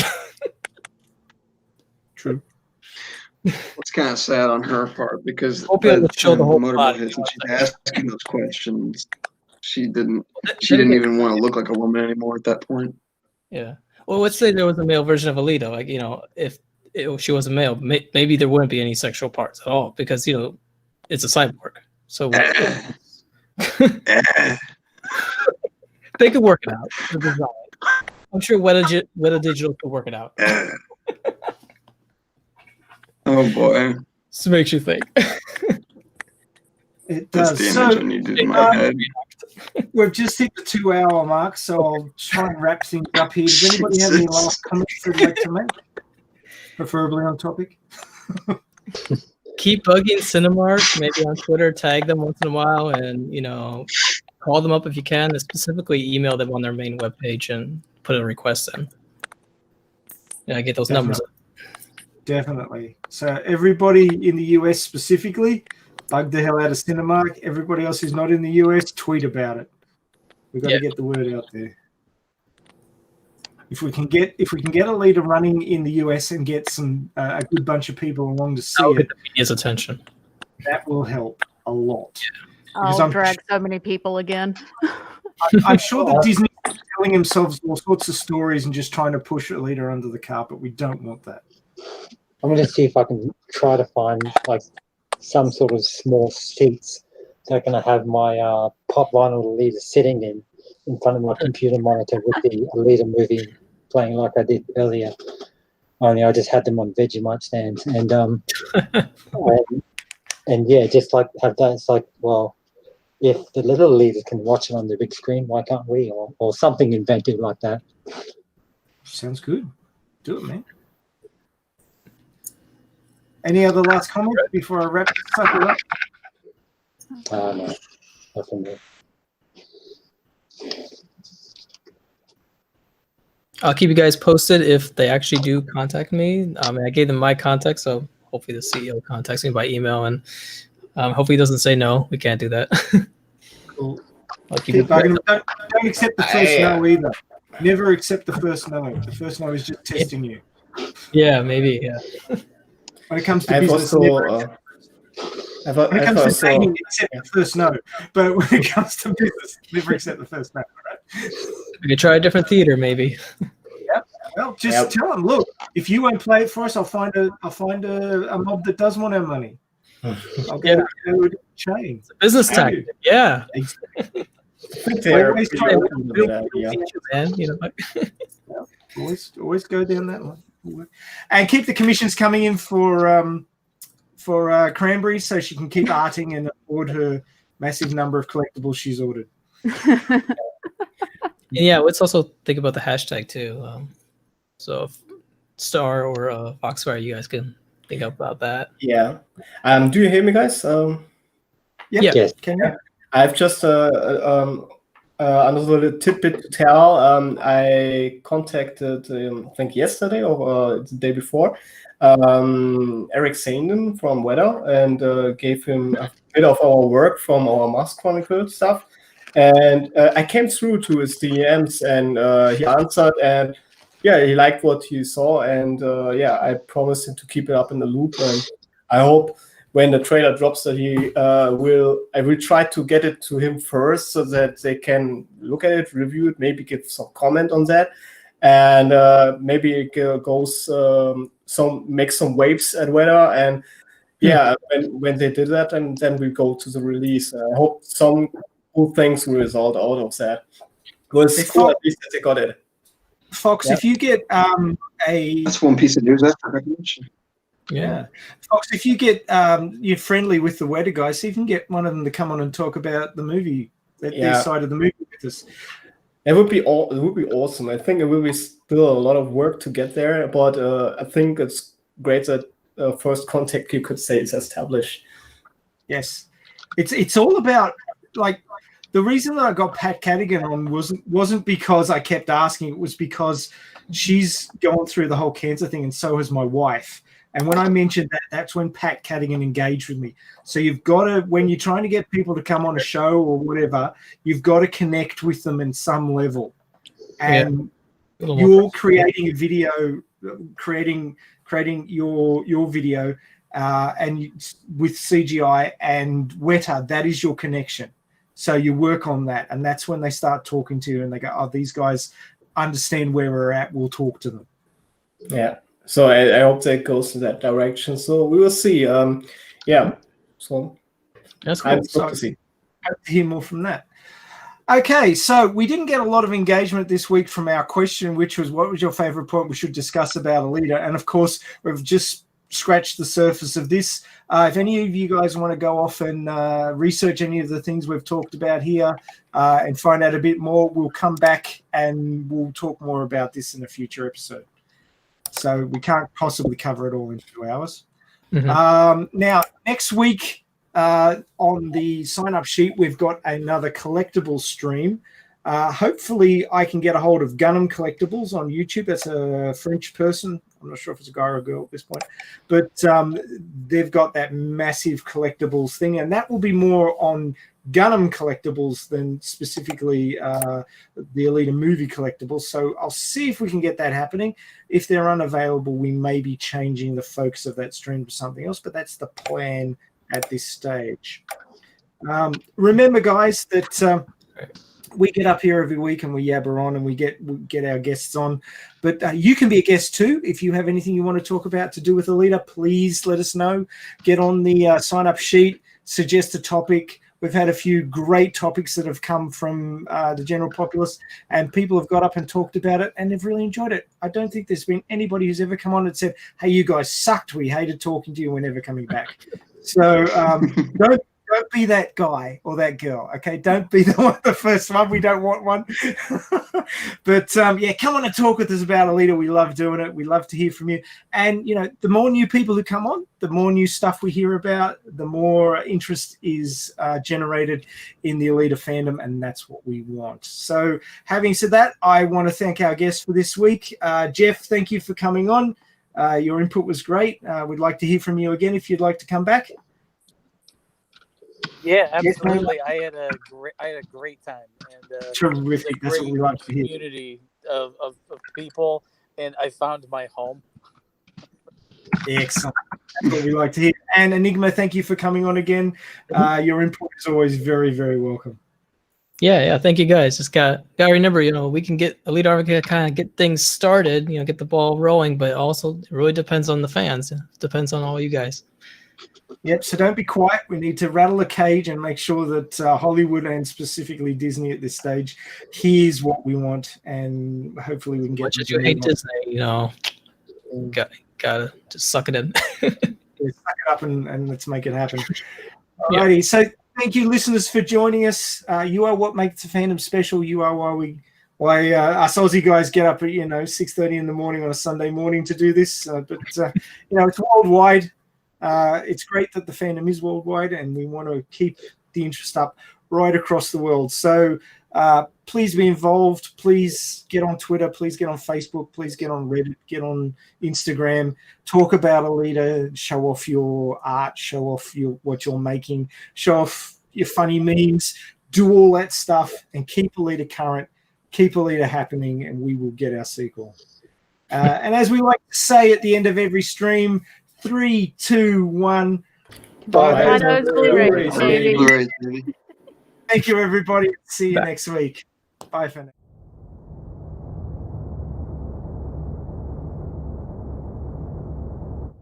You know, back when I was in the academy, we would follow every toast with a song. Oh,